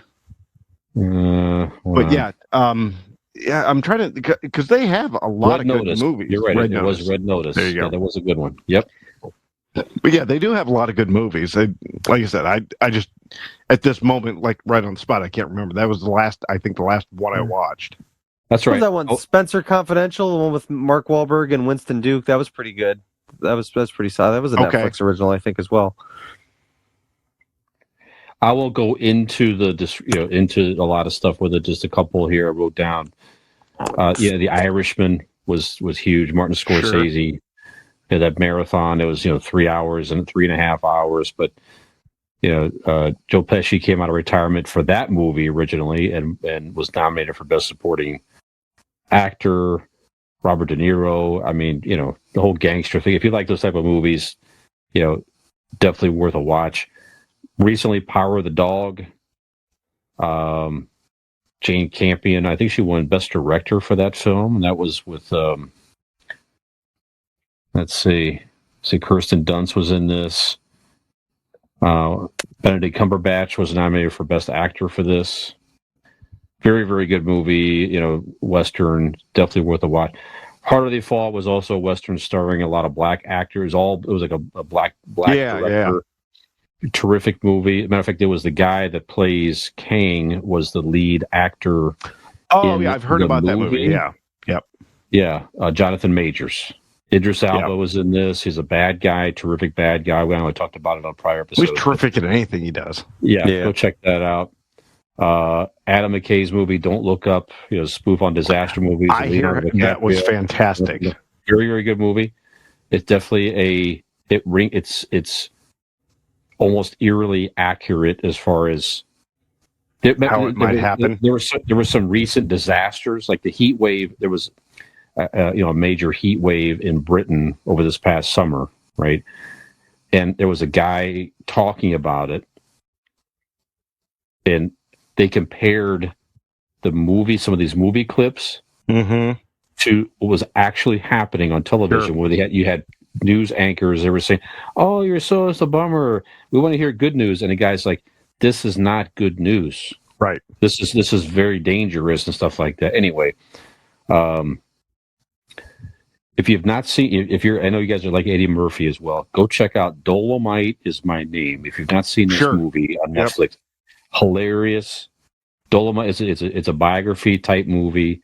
There was an actor. He kind of created this persona. The black exploitation, or however you say that, films. Yeah, it was like a Shaft and all those kind of movies. Right. This guy just kind of created this character and ran with it. Dolomite, fantastic movie. Go check that out. So that's just a couple. But Netflix, original. Go ahead, please. I was going to say one thing they're really good at is the game showing games, like the baking shows, Flora's Lava. Oh yeah, they have a lot of those, really quick half-hour episodes that people can just run through. Yeah, Flora's Lava is one that I by total accident got really invested in one day. Yeah, absolutely, it's awesome. People biting it when they fall. Break their ribs jumping on shit. Yeah, absolutely. Oh, one thing for you guys. Have you guys watched Inventing Anna? Nope. No. Inventing Anna. It's the girl from Ozark. Ruth from Ozark. She plays this con artist. Oh, I know what you're talking about. Yeah. It's based on a true story.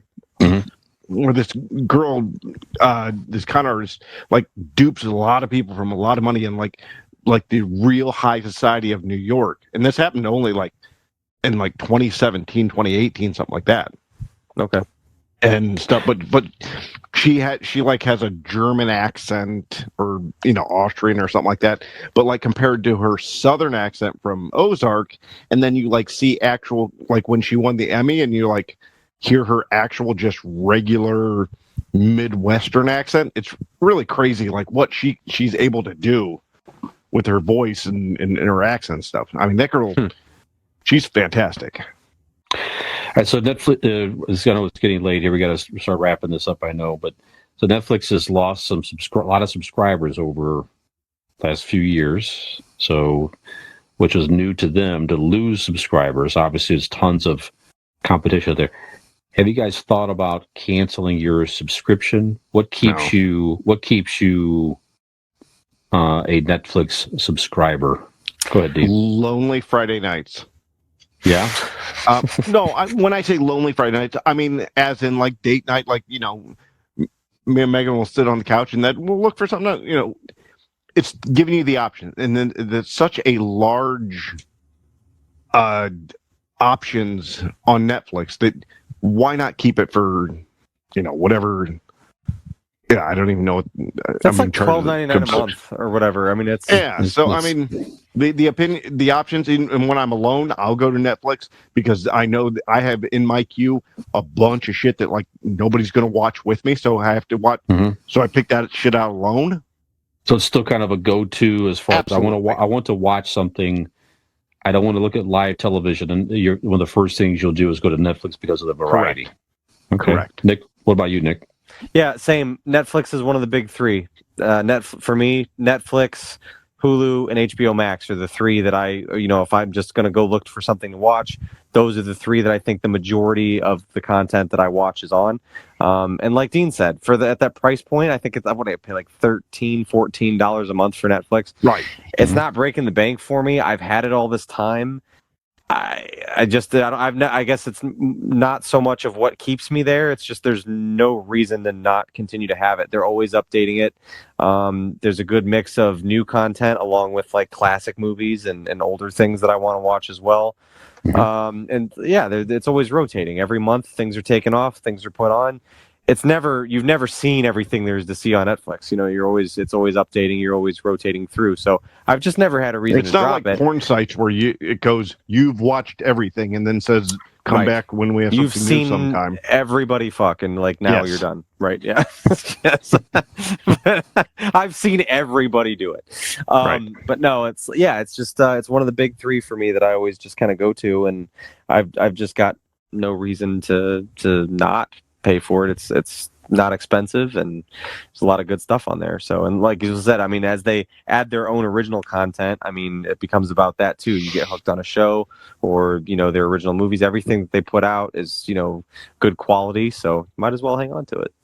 Yeah, and you're right. They are smart enough to understand they got to keep putting original content out there. That was not a model they had for a long time. But yeah, so some of these movies we just mentioned here, these are blockbuster movies. They've won Academy Awards. Sure. These are movies that no streaming. I mean, I think Academy Awards, Emmy Awards. Yeah, I think it's the only streaming service that's won that level of award. So far, So, yeah, I'm with you. It's just if I canceled it, I would be kind of worried that there'd be something out there I would miss. Like you say, it's a good go-to for the variety and all the things that you guys mentioned. Right. So that's good stuff. All right. Well, there one more go-to, guys, is our final sponsor. If you're looking for a go-to of where you can store your liquor bottles, or I want you to go to Bellmark Amazon store, BELLEMARK. They make quality wood products. They specialize in floating liquor cabinets. I have one myself. It looks terrific. Floating nightstands, so you have some extra room in a bedroom. It looks great. Shelf hanging on your wall, gives you some extra space in there. And countertop compost bins.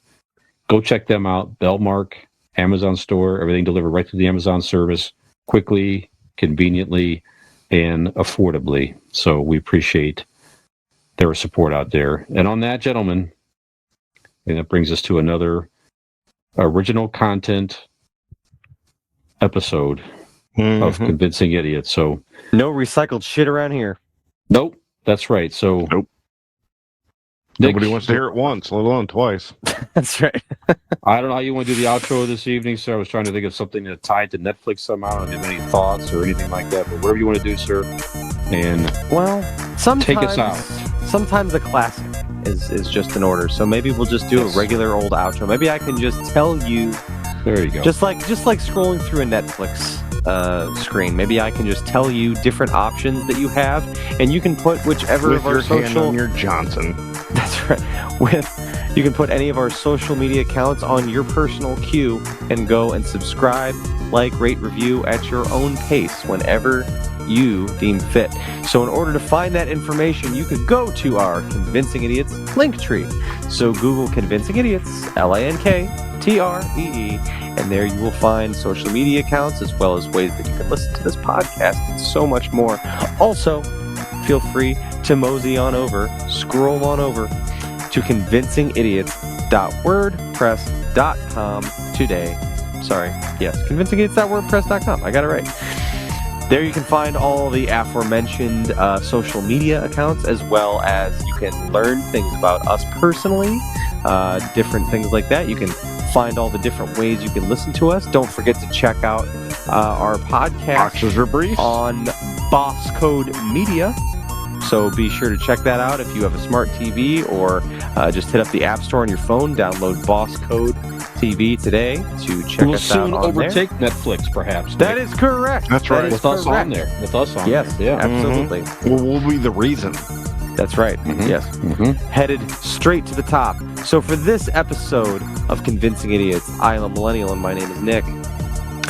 I'm a Zennial, and they call me Dean. Gen X Brian. Have we convinced you to continue to subscribe to another 25 years of this very podcast? Doo-doo.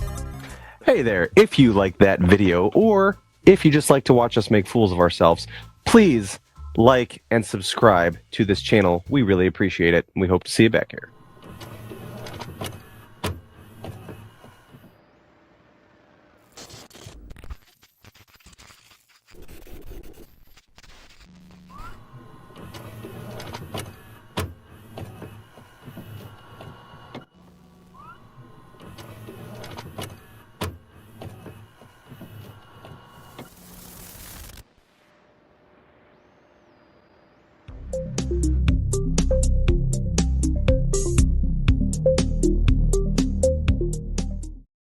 Ham grape. Coming in 4, Yeah. 3.